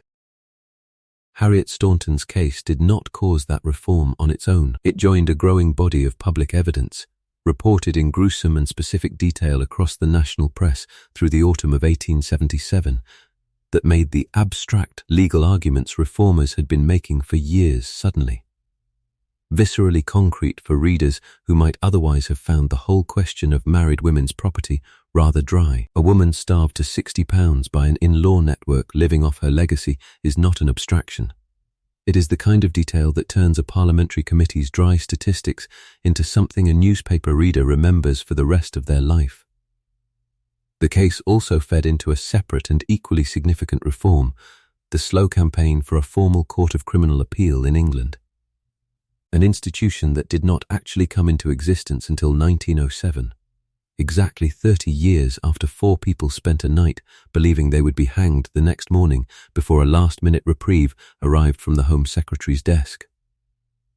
The Staunton case became one of the standard examples legal reformers pointed to in the decades that followed, alongside other cases where serious post-verdict doubt emerged with no formal mechanism available to address it beyond the essentially arbitrary discretion of a single government minister. It is a strange kind of historical legacy for a case that began as a straightforward, if unusually well-documented, story of domestic cruelty. The horror inflicted on one woman in a cottage in Kent became, over the following 3 decades, part of the evidentiary record cited in building institutions meant to prevent exactly the kind of last-minute, one-day margin of error that had nearly seen 4 people executed for a medical question 700 physicians considered honestly unresolved. For Eleanor, our composite heiress, this is the point in her story where the historical record, quite honestly, runs out. Because Eleanor is not a documented person and never became one. She represents a pattern, built from the accumulated evidence of chancery suits, parliamentary testimony, and the general legal architecture this entire account has walked through, and the pattern itself tells us something the individual record cannot. For every Harriet Staunton whose case survived because a brother-in-law overheard the wrong question at the wrong moment, there were almost certainly women whose situations followed a broadly similar shape and simply never reached that same threshold of public exposure. Some of them likely survived their marriages, protected by husbands who never chose to exploit the legal advantage coverture handed them, which was, after all, the outcome the culture wanted everyone to assume was the norm. Some of them likely did not survive, their deaths recorded under whatever plausible cause a family member supplied, their names never reaching a newspaper column, a parliamentary debate, or a modern historian's attention.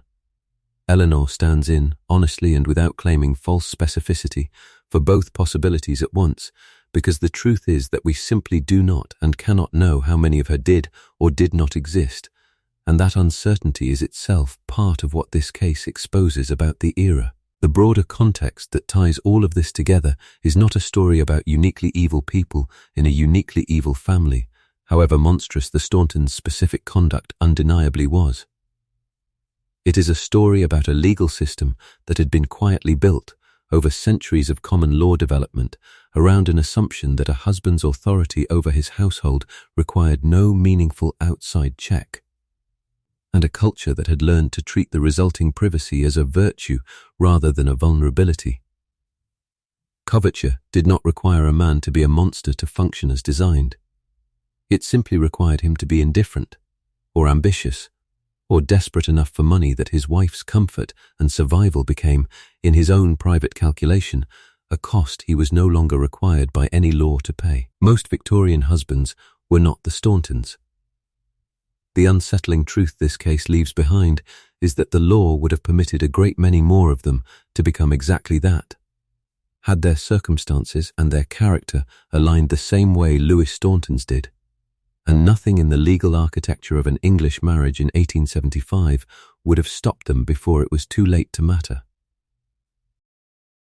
There is something worth sitting with in recognizing just how ordinary the legal tools were that made all of this possible. There was no secret conspiracy at the level of government, and no exotic loophole known only to a handful of specialist lawyers. There was only the plain, published, widely understood doctrine of coverture, sitting in Blackstone's commentaries where any literate person could read it, operating exactly as designed in a small rented cottage in Kent, on an ordinary heiress who had done nothing more unusual than fall in love with the wrong man, in a country that had spent a century telling itself the home was the one place a woman could always be safe. There is one more piece of the legal architecture worth examining closely, because it explains something that might otherwise seem strange about Harriet's case. If English law had, in fact, developed any mechanism at all for protecting people the culture regarded as unable to manage their own affairs, why did none of it ever reach her? The answer lies in a distinction the Victorian legal system drew with real precision, even as ordinary conversation blurred it constantly. There was a considerable legal difference between being informally described as weak-minded, simple, or slow, which is how Harriet's own family spoke of her, and being formally certified as a lunatic or an idiot under the specific legal jurisdiction England had built for exactly that purpose. The Court of Chancery held what lawyers called a parens patriae jurisdiction, an ancient supervisory authority over people the law recognized as incapable of managing their own property, and by the middle of the 19th century, this jurisdiction operated through a formal process involving petitions, medical examination, and the appointment of officials known as masters in lunacy, who could take control of a person's estate specifically to protect it, including protecting it from a predatory spouse. The Lunacy Act of 1845 had formalized much of this structure, establishing commissioners with real investigative power and real legal teeth. None of it ever touched Harriet's case, and the reason is almost more unsettling than if the protection had simply failed her after being invoked. Nobody ever petitioned to have her formally assessed. Her family's private, unofficial description of her as weak in intellect, the very description that had made her mother so anxious about fortune hunters in the first place, carried no legal weight whatsoever unless someone took the specific, deliberate step of bringing it before the Court of Chancery and having it formally adjudicated. Families sometimes did exactly this, particularly when a substantial estate was at stake and relatives had strong incentives to establish formal protection. Or, less admirably, when relatives wanted to seize control of an estate themselves by having an heir declared incompetent. But the process required initiative, expense, and a family willing to make what could feel like a painful and humiliating public admission about a loved one's capacities. Harriet's mother, for all her private unease about her daughter's judgment, never took that step. And there is no evidence anyone else in the family considered it either. This left Harriet in a particular kind of legal limbo that turns out to have been considerably more dangerous than either full legal capacity or formal certified incapacity would have been on their own. As an ordinary married woman, presumed by the law to possess full mental competence because no court had ever ruled otherwise, she received all of the disadvantages of coverture and none of the countervailing protections the lunacy jurisdiction might theoretically have offered a formally certified incompetent person's estate. Had a master in lunacy been managing her £5,000, Louis Staunton would have faced an entirely different and considerably more difficult legal position. answerable to an official specifically tasked with protecting that estate from exactly the kind of exploitation the family went on to commit. Because no such official ever existed in her case, her fortune received the ordinary, minimal legal protection of coverture, which meant, in effect, almost none at all once the wedding had taken place. For Eleanor, our composite heiress, this distinction illustrates one of the darker ironies embedded in how Victorian society actually treated vulnerability. A family that spoke privately and anxiously about a daughter's limited judgment, exactly the kind of concern Harriet's mother voiced before the wedding, generally did so as an informal social judgment rather than a legal one, precisely because formalizing it meant confronting an uncomfortable, stigmatizing legal process most families preferred to avoid. The informal language of weakness, simplicity, or being easily led circulated constantly in Victorian social and family life, shaping how a young woman was treated, courted, and protected or not protected by those around her, while remaining almost entirely invisible to the one legal system that might, in theory, have converted that private concern into an actual institutional safeguard. The gap between social perception and legal status was not a minor technicality. It was, for a woman in Harriet's position, the entire difference between an estate someone official was watching and an estate nobody outside her own household had any legal standing to examine at all. There is something quietly devastating in recognizing that the specific vulnerability everyone around Harriet could plainly see, the trait her own mother worried over for years, was simultaneously well known enough to make her an obvious target for a fortune hunter and legally invisible enough that it triggered no institutional protection whatsoever. The culture noticed her vulnerability. The law did not, because the law had built exactly one door through which that kind of concern could enter its protective machinery, a formal petition to Chancery, and nobody in Harriet's life ever walked through it. She went to her wedding in June of 1875 exactly as legally unprotected as any fully capable, entirely typical Victorian bride, carrying a vulnerability the entire family could see and the law had no mechanism to recognize until it was already far too late to matter. Before we step back to see the whole shape of this case, it is worth returning, one final time, to the language Victorian England used to describe marriage itself, because that language is the last piece of the machinery this story has to expose. And it is the piece that made everything else possible. The critic John Ruskin, in an 1865 lecture that became one of the most widely read and quoted essays of the entire era, gave the domestic ideal its most famous and most quoted description. "This is the true nature of home," he wrote.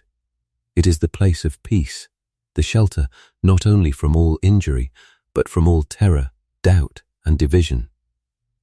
Ruskin went further, describing the home as a kind of sacred temple watched over by household gods, a shade in a weary land, a light in a stormy sea, language so elevated it borders on scripture, and it was not a fringe sentiment. It sat alongside Coventry Patmore's enormously popular poem The Angel in the House, published a decade earlier, which had given the era its favourite phrase for the ideal Victorian wife.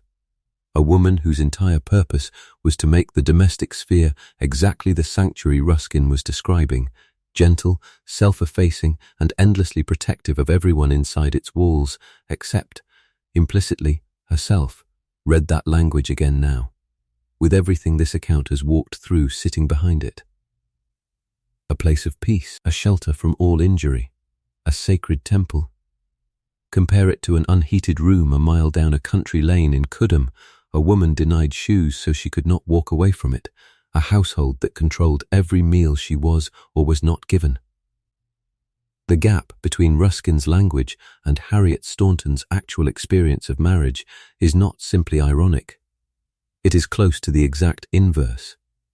The rhetoric of sanctuary was not describing a real, universal condition of Victorian domestic life that the Staunton case happened to violate. It was describing an aspiration, repeated so often and so beautifully that an entire culture mistook the repetition for a description of reality, while the legal structure underneath that rhetoric guaranteed no such thing for any woman whose husband chose not to provide it. This is the real function the language of sanctuary served, whether or not anyone who wrote or read it fully understood what it was doing. It gave coverture a moral cover story. A legal doctrine that stripped a married woman of her property, her contracts, and in significant respects her own legal personhood could be presented, and widely was presented, not as a vulnerability, but as a form of protection. The husband standing between his wife and the harsh world so completely that she required no independent legal existence of her own to survive it. The doctrine and the rhetoric reinforced each other perfectly. Coverture made a wife legally dependent on her husband's decency. The cultural language of sanctuary insisted that every husband naturally possessed that decency as a simple matter of his role, which meant the legal dependency itself never needed defending, because the culture had already convinced itself the dependency and the protection were the same thing. For Eleanor, our composite heiress, and for every other Victorian bride who ever stood at an altar rail believing the language of sanctuary applied to her specifically, this is the quiet trap embedded in the culture's own most beautiful description of itself. Nobody handed a bride a legal summary of coverture on her wedding day. They handed her Ruskin, or Patmore, or a clergyman's sermon describing marriage as a shelter, a temple, a peace. The law's actual operation remained almost entirely invisible behind that language, not because it was secret, but because nobody had any cultural incentive to translate the beautiful sermon into the plain legal fact sitting underneath it. A husband's authority was total. Whether that authority produced a shelter or a slow campaign of deprivation depended entirely on the specific man standing at the altar, and the culture had built an entire vocabulary designed to make that question feel as though it never needed asking. There is something worth sitting with in recognizing how completely this rhetoric survived contact with a case as extreme as the Staunton trial. Newspapers covering the trial in 1877 did not conclude that the language of domestic sanctuary was itself the problem. They covered the Stauntons as monsters, an aberration, a horrifying exception to a system the culture continued to describe, in the very same newspapers, using exactly the same sanctuary language Ruskin had made famous 12 years earlier. The case exposed one household's specific cruelty without meaningfully disturbing the broader cultural belief that the home was, as a general rule, safe. That belief would take decades more of reform, argument, and slowly accumulating legal change to seriously erode. And even then it would not disappear so much as gradually stop being backed by quite so total a legal abdication of a wife's independent existence. Once the trial began, the case belonged to the public in a way the family's 2 years of careful concealment had never allowed for, and it is worth pausing on exactly how Victorian England consumed a story like this one. Because the manner of that consumption shaped the case almost as much as the legal proceedings themselves. By September of 1877, England had a large, established appetite for exactly this kind of crime reporting. Illustrated weekly papers, most famously the Illustrated Police News, had built substantial circulations on precisely this material: murder trials rendered in dramatic woodcut engravings, courtroom scenes, and lurid reconstructions of crime scenes sold to a working and middle-class readership hungry for real-life stories more sensational than any novel. The Staunton trial arrived custom-built for this market. It had a wronged heiress, a scheming husband, a mistress barely out of girlhood, a body reduced to skeletal horror, and a genuine medical controversy that kept the story alive in print for weeks after the verdict rather than fading in the usual few days. Newspaper artists produced engravings of Harriet as she must have appeared in her final wasted state, of the cottage in Coodham, of the 4 defendants standing in the dock at the Old Bailey, and these images circulated through households that would never read a single page of trial transcript but absorbed the shape of the case entirely through illustration and caption. This popular consumption of the case existed in an uneasy, sometimes contradictory relationship with the more serious reform arguments the case also fed into. The same public that pored over sensational engravings of Harriet's wasted body was also, through its outrage, creating exactly the kind of political pressure that helped push the Home Secretary toward reconsidering the medical evidence. And that same outrage, channeled through respectable periodicals and parliamentary speeches, rather than illustrated broadsheets, would go on feeding the longer campaign for married women's property reform. Sensationalism and genuine social reform were not, in this case, opposing forces. They were often the same public reaction, expressed through different publications aimed at different readers, one selling engravings of a skeletal corpse to satisfy a taste for horror, the other citing the same facts in Parliament to satisfy a demand for legal change. Historians of Victorian print culture have noted this pattern repeatedly. Cases that began as tabloid sensation frequently ended as genuine catalysts for reform, the same lurid details serving both purposes depending entirely on which publication was doing the telling. What the press coverage could not quite manage, in either its sensational or its reformist register, was sustained sympathy for Harriet herself as a fully realized person rather than a symbol. The illustrated papers wanted a horror story, and horror stories need victims rendered as spectacle rather than as individuals with ordinary, unremarkable interior lives. The reform-minded coverage wanted a case study, a specific, documented instance of coverture's failures that could be cited alongside statistics and legal argument. And case studies, no matter how sympathetically presented, tend to flatten a person into an illustration of a point.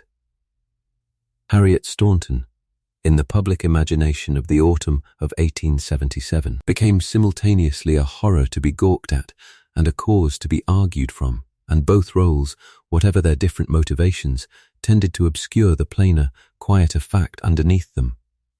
That she had been an actual woman who liked or disliked particular foods, who had preferences and small habits and a way of laughing that nobody thought to record, because nobody imagined at the time that any of it would matter to a public more interested in her death than her life. There is a particular, quiet loss embedded in that pattern, one this account has tried to resist by returning to her throughout as a specific documented person rather than only a case study or a cautionary tale. Harriet Richardson existed for 36 years before the events that made her posthumously famous, and almost none of that ordinary existence survives in any record a modern historian can consult.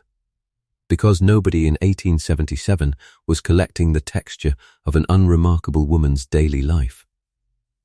What survives is the trial testimony, the medical reports, the newspaper engravings, all of it generated in the final weeks of her story and focused almost entirely on her suffering and her death. The woman herself, whatever she found funny, whatever small comforts she preferred, whatever she might have said about her own situation, if anyone had thought to ask her directly and record the answer, is almost entirely lost to us, a silence this account cannot fill and should not pretend to fill with invented detail, much as a fuller portrait might satisfy the impulse to know her better. Eleanor exists, in part, to hold open the space that silence leaves behind, without ever claiming to fill it with facts the record cannot support. She is not offered here as a stand-in for Harriet's own private thoughts, which nobody recorded, and nobody should now invent on her behalf. She is offered as a reminder that the ordinary texture of a life, the small preferences and habits and private jokes that made Harriet Richardson a specific person rather than a case study, existed once, in full, for 36 years, and mattered as much while she lived them as anyone's ordinary life matters while it is being lived. The historical record kept almost none of it. That loss belongs to the story too, and naming it plainly seemed more honest than pretending a woman reduced, in her own century, to a horror and a headline could be made whole again simply by writing about her carefully now. There is a final piece of this legal picture that deserves attention before we step back to see the whole shape of the case, because it complicates any easy assumption that Harriet's fate was simply inevitable for a Victorian bride. It was not. Families with sufficient wealth and sufficient legal sophistication had for generations been building their own private protections against exactly this danger, and the fact that Harriet's family never managed to build one for her says as much about class and legal access as it does about coverture itself. Among England's truly wealthy families, particularly the landed aristocracy and the upper reaches of the merchant class, the marriage settlement was not an occasional precaution. It was standard practice, negotiated by family solicitors on both sides with the same seriousness as any other major contract, sometimes taking weeks or months to finalize before a wedding could even be scheduled. A well-drawn settlement could place a bride's capital into a trust for her separate use, appoint trustees independent of her husband to manage it, and guarantee her a fixed annual income, often called pin money, that remained hers regardless of her husband's decisions, his debts, or his character. Some settlements went further, providing for a wife's maintenance in the event of separation, protecting inherited family property from passing entirely out of her bloodline, and in the most carefully drafted cases, giving her trustees the standing to intervene if a husband's conduct threatened her well-being. None of this required new legislation. The legal instruments had existed in English chancery practice for centuries, refined by generations of family lawyers serving clients who could afford to think several steps ahead of a wedding day. The Richardson family could not, in real terms, operate at that level, and this is worth stating plainly rather than glossing over. Harriet's £5,000, substantial as it was by ordinary standards, placed her family among the comfortable rather than the seriously wealthy, the class of household that owned a legacy worth protecting but did not necessarily retain the kind of standing family solicitor on permanent retainer and intimately familiar with trust law that aristocratic families took for granted. Arranging a proper settlement meant seeking out a lawyer, paying for specialized drafting, and, most difficult of all, insisting on the negotiation in the face of a suitor who had every incentive to discourage it and a courtship timeline that, in Harriet's case, moved forward quickly enough to leave little room for the kind of careful, months-long legal preparation wealthier families treated as routine. Mrs. Butterfield's objections to Lewis Staunton were real and documented. What she apparently lacked was the specific legal machinery, or perhaps simply the specific legal advice that might have converted her private unease into an enforceable trust standing between her daughter's fortune and her daughter's husband. This is the detail that turns the Staunton case from a story purely about coverture in the abstract into a story about coverture as it actually operated across different levels of English society. The doctrine applied uniformly to every married woman in the country, aristocrat and shopkeeper's daughter alike. The escape from its worst effects did not apply uniformly at all. It required legal knowledge, professional access, and often simply the kind of family experience with formal settlements that came from having watched previous generations arrange them. A family new to real money, as the Richardsons appear to have been relative to England's oldest wealth, could easily lack every one of those advantages precisely at the moment they mattered most, leaving a daughter exposed not because the law made no provision for her protection, but because that provision existed mainly for families who already knew how to ask for it. Historians of Victorian inheritance and family law have described this gap plainly. The legal tools for protecting a bride's fortune were real, tested, and reasonably well understood among solicitors serving the upper classes, but they functioned as a kind of private insurance available largely to families who could already afford both the fee and the foresight, rather than as a right automatically extended to every woman coverture otherwise left exposed. For a family like Harriet's, navigating a courtship that moved with unusual speed, dealing with a suitor of modest means who had every reason to prefer an unprotected marriage, and lacking whatever standing family solicitor a titled or long-established household would have consulted as a matter of course. The settlement that might have changed this entire story never materialized, not because nobody wanted it, but because wanting it and knowing how to arrange it in time were two very different things. Picture Eleanor once more, and imagine her situation shifted only slightly. An aunt with a brother in the legal profession, A family accustomed to formal trusts from a previous generation's inheritance, a courtship conducted slowly enough to allow proper legal preparation. The same doctrine of coverture would have applied to her marriage in exactly the same way it applied to Harriet's, and yet her actual exposure to a fortune-hunting husband could have been sharply reduced, simply by the accident of which family she happened to be born into and which lawyers that family happened to know.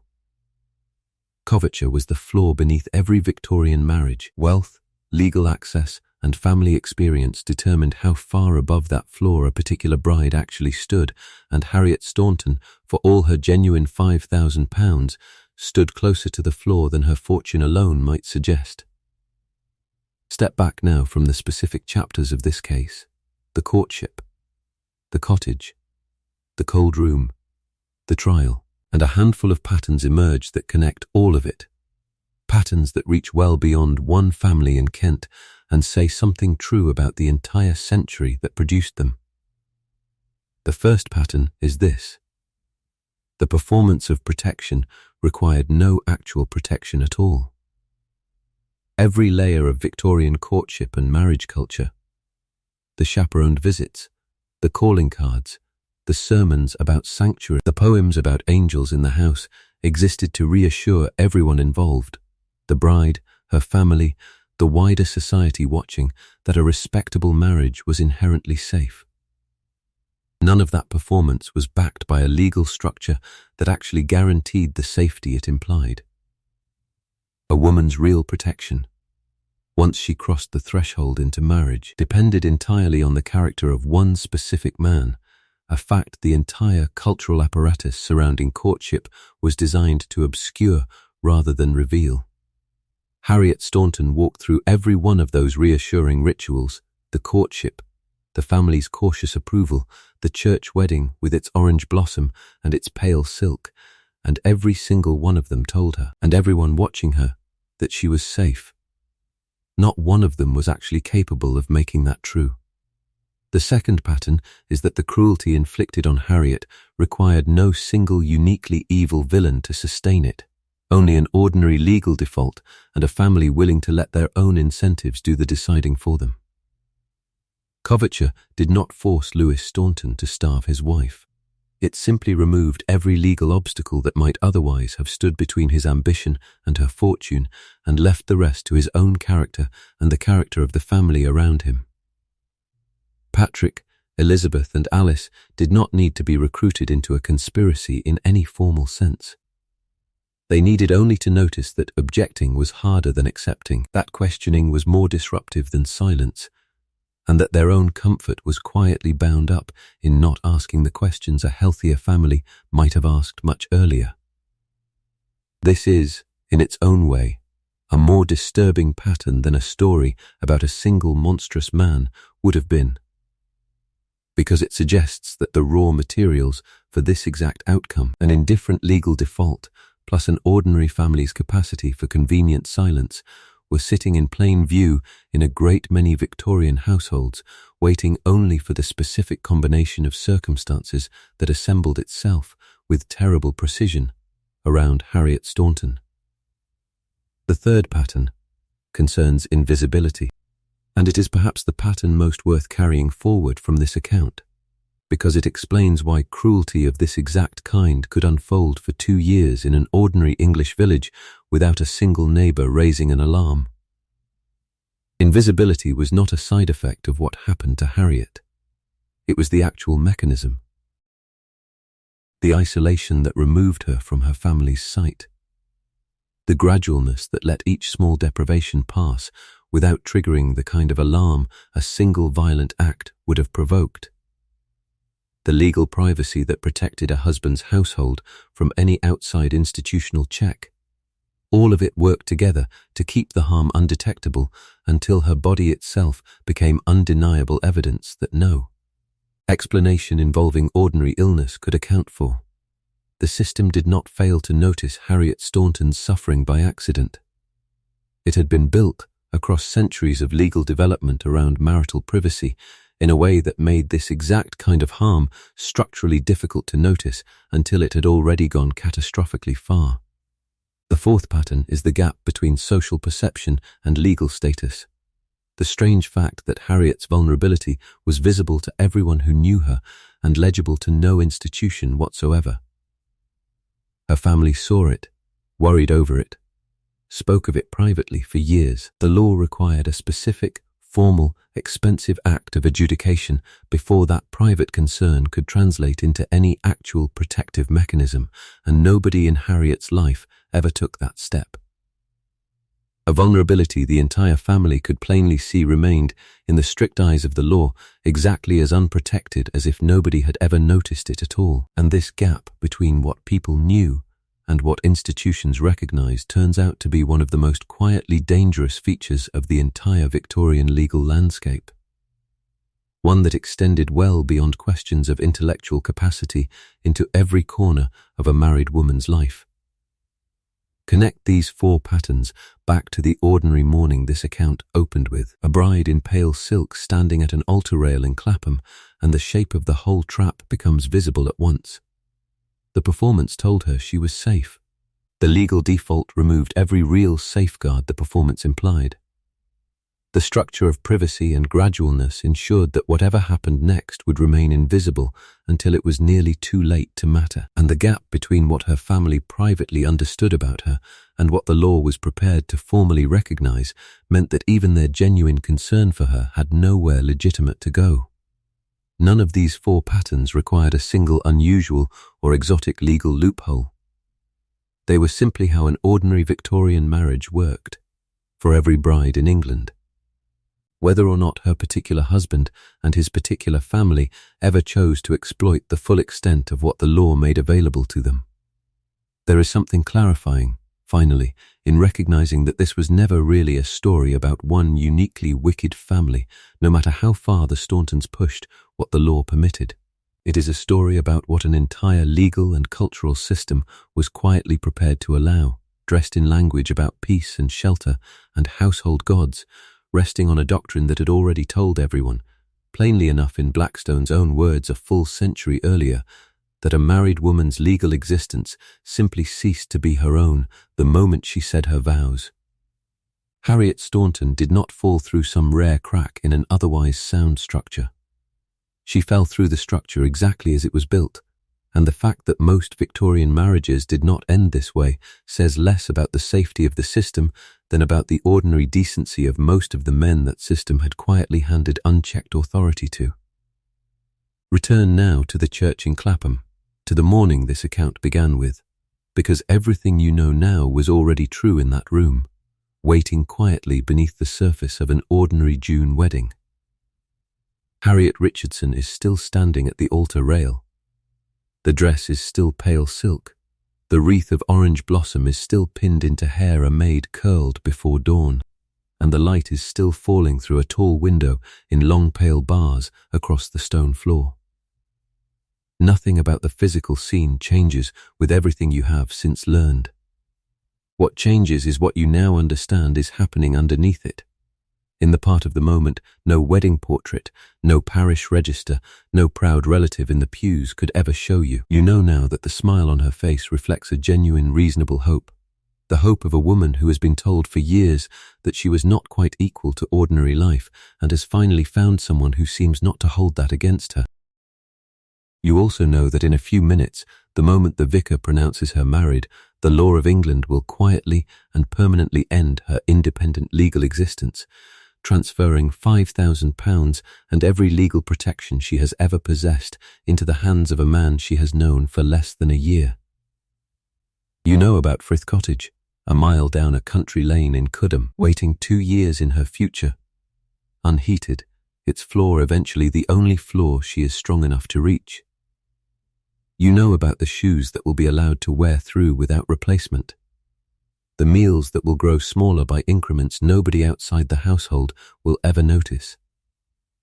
You know that she will weigh 5 stone 4 pounds when a doctor finally examines her body, and that the difference between her dying quietly, unremarked, and her case becoming the national scandal that eventually reached the Lancet and the desk of the Home Secretary was a single overheard question about county boundaries.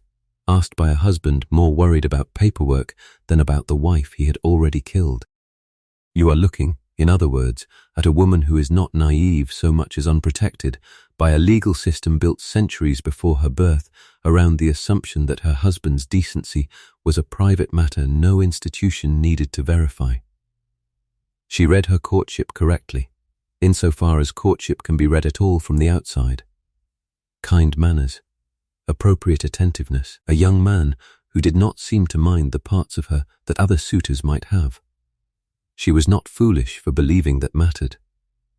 In an era when a bride's actual safety depended entirely on characteristics like these, since the law offered her no independent safeguard, kindness during courtship was very nearly the only information she or her family had to go on. It failed her, catastrophically, but it failed her because the system built around it left her with almost nothing else to rely on. Not because she read the evidence in front of her poorly. And she looks magnificent, standing there in that June light, not despite what you now know was coming, but with all of it somehow already folded quietly into the picture. If you know how to look for it, the wreath of orange blossom is real. So is the hope behind her smile, and so is the specific, historically documented courage of a woman who continued, by every surviving account, to be capable of forming attachments and finding pleasure in ordinary things for as long as her body and circumstances allowed her to. She is not the porcelain figure a Victorian wedding portrait would have made of her. She is a person, trusting and vulnerable in exactly the ways her family had worried over for years, standing at the one moment in her life when that trust and that vulnerability were about to matter more than either had ever mattered before. Think, too, of Eleanor, who never stood in any specific church on any specific June morning, because she was never a specific person at all, only the composite shape of everyone the historical record could not fully preserve. Somewhere in the parish registers, the chancery filings, and the yellowed newspaper columns of Victorian England, women very much like her lived out marriages that followed this same legal architecture toward outcomes we will simply never know. Some of them safe, protected by husbands who never chose to use what the law made available to them. Some of them not. Their suffering ending in a plausible cause of death nobody thought to question. Eleanor stands in for both of them at once. A reminder that Harriet Staunton's story survived not because her suffering was somehow more real than theirs, but because a single overheard remark happened to reach the right ears before the record could close over her the way it closed, quietly and permanently, over so many others. What this case leaves behind, finally, is not a lesson about one wicked family in Kent, but a plain, quiet fact worth carrying into whatever comes after this account ends. For 100 years before Harriet Staunton ever stood at that altar rail, English law had been telling anyone who cared to read it exactly what marriage would legally do to a woman's independent existence, and almost nobody outside the legal profession ever read it plainly enough to understand what it meant for a bride standing in pale silk under a tall church window, believing, as every culture around her insisted she should, that she had just found shelter rather than surrendered it. She had not been foolish. She had simply been born into a century that dressed a legal surrender in the language of sanctuary and called the whole arrangement love. The light is still moving slowly across the stone floor of that church in Clapham. The wreath of orange blossom still catches it, pale and ordinary and lovely, exactly as it would have looked to anyone standing in the pews that morning with no way of knowing what the years ahead actually held. Harriet Staunton is smiling. The vicar is about to speak. And somewhere beneath the silk and the flowers and the watchful, hopeful faces of a family that loved her and still could not save her, the quiet, unglamorous machinery of an ordinary Victorian marriage is already turning, exactly as it had been built to turn. Exactly as it would go on turning for thousands of other women whose weddings looked, from the outside, precisely like this one. Let the light hold there a moment longer. The vicar has not yet spoken. The register has not yet been signed. For one more quiet instant, Harriet Richardson is simply a young woman in a pale silk dress, standing in the June sun, believing, with every reasonable hope a kind heart could offer her that she has finally arrived somewhere safe. Leave her there,